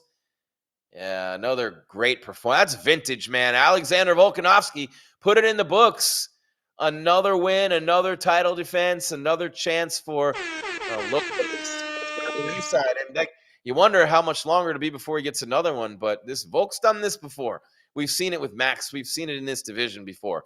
Clean out the whole division, beat the same dude 2 or 3 times, and then you almost had to get to a point where, you were trying to be a 2-division champion, and Islam barely beat you that first time and got you the second time for sure. And then you lose one in your own division to Topuria. You know what I'm saying? And in the featherweight, his only title loss at featherweight was to Ilia Topuria. And so, when I think about that for Alexander Volkanovski, that is, what a run though. I mean, Alexander Volkanovski, he's getting to the point where you're going to have to start putting him in some GOAT conversations. He's going to need to win a couple more title defenses, maybe have another run.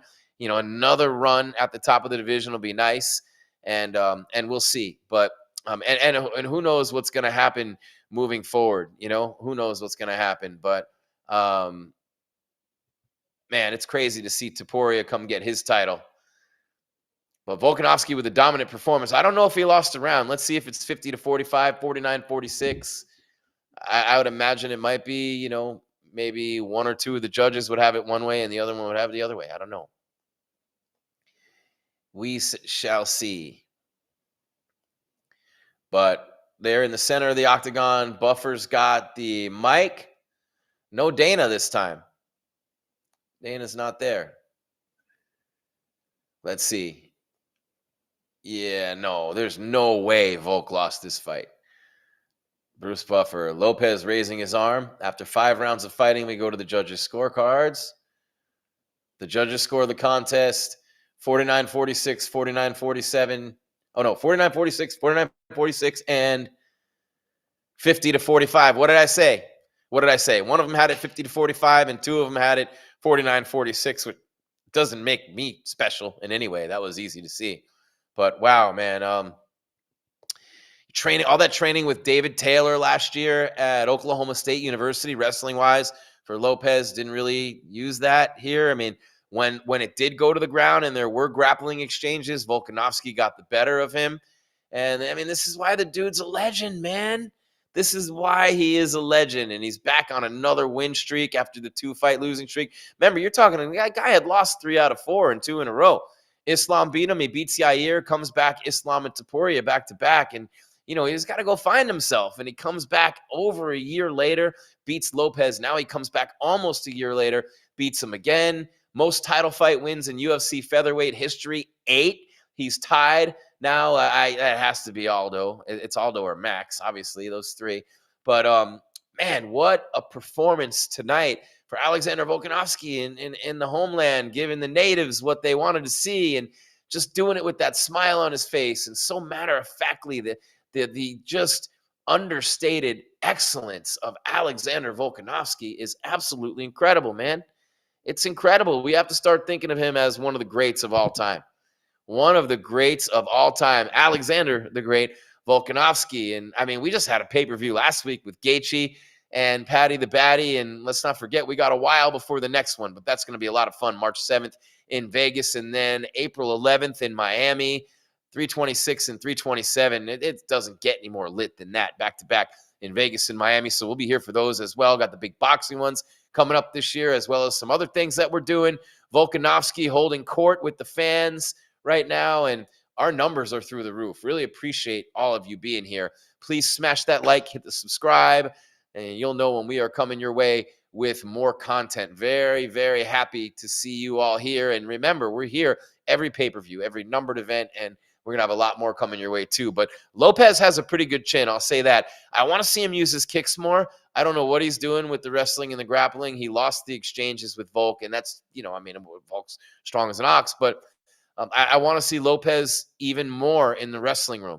I want to see him even more getting better with the wrestling, better with the grappling, and start to use those things as advantages for himself. He tried it throughout this fight, but it just didn't work for him, Volk's talking about hard work, discipline, sacrifices, and he's a legend because of that. He says he wouldn't have done it without the skills and wouldn't have done it without you, the fans. And yeah, Alexander Volkanovski. Let's see, DC asking him what's coming up next. You're the world champion. You defended the belt again. You've tied Jose Aldo for the most title defenses in this weight's history.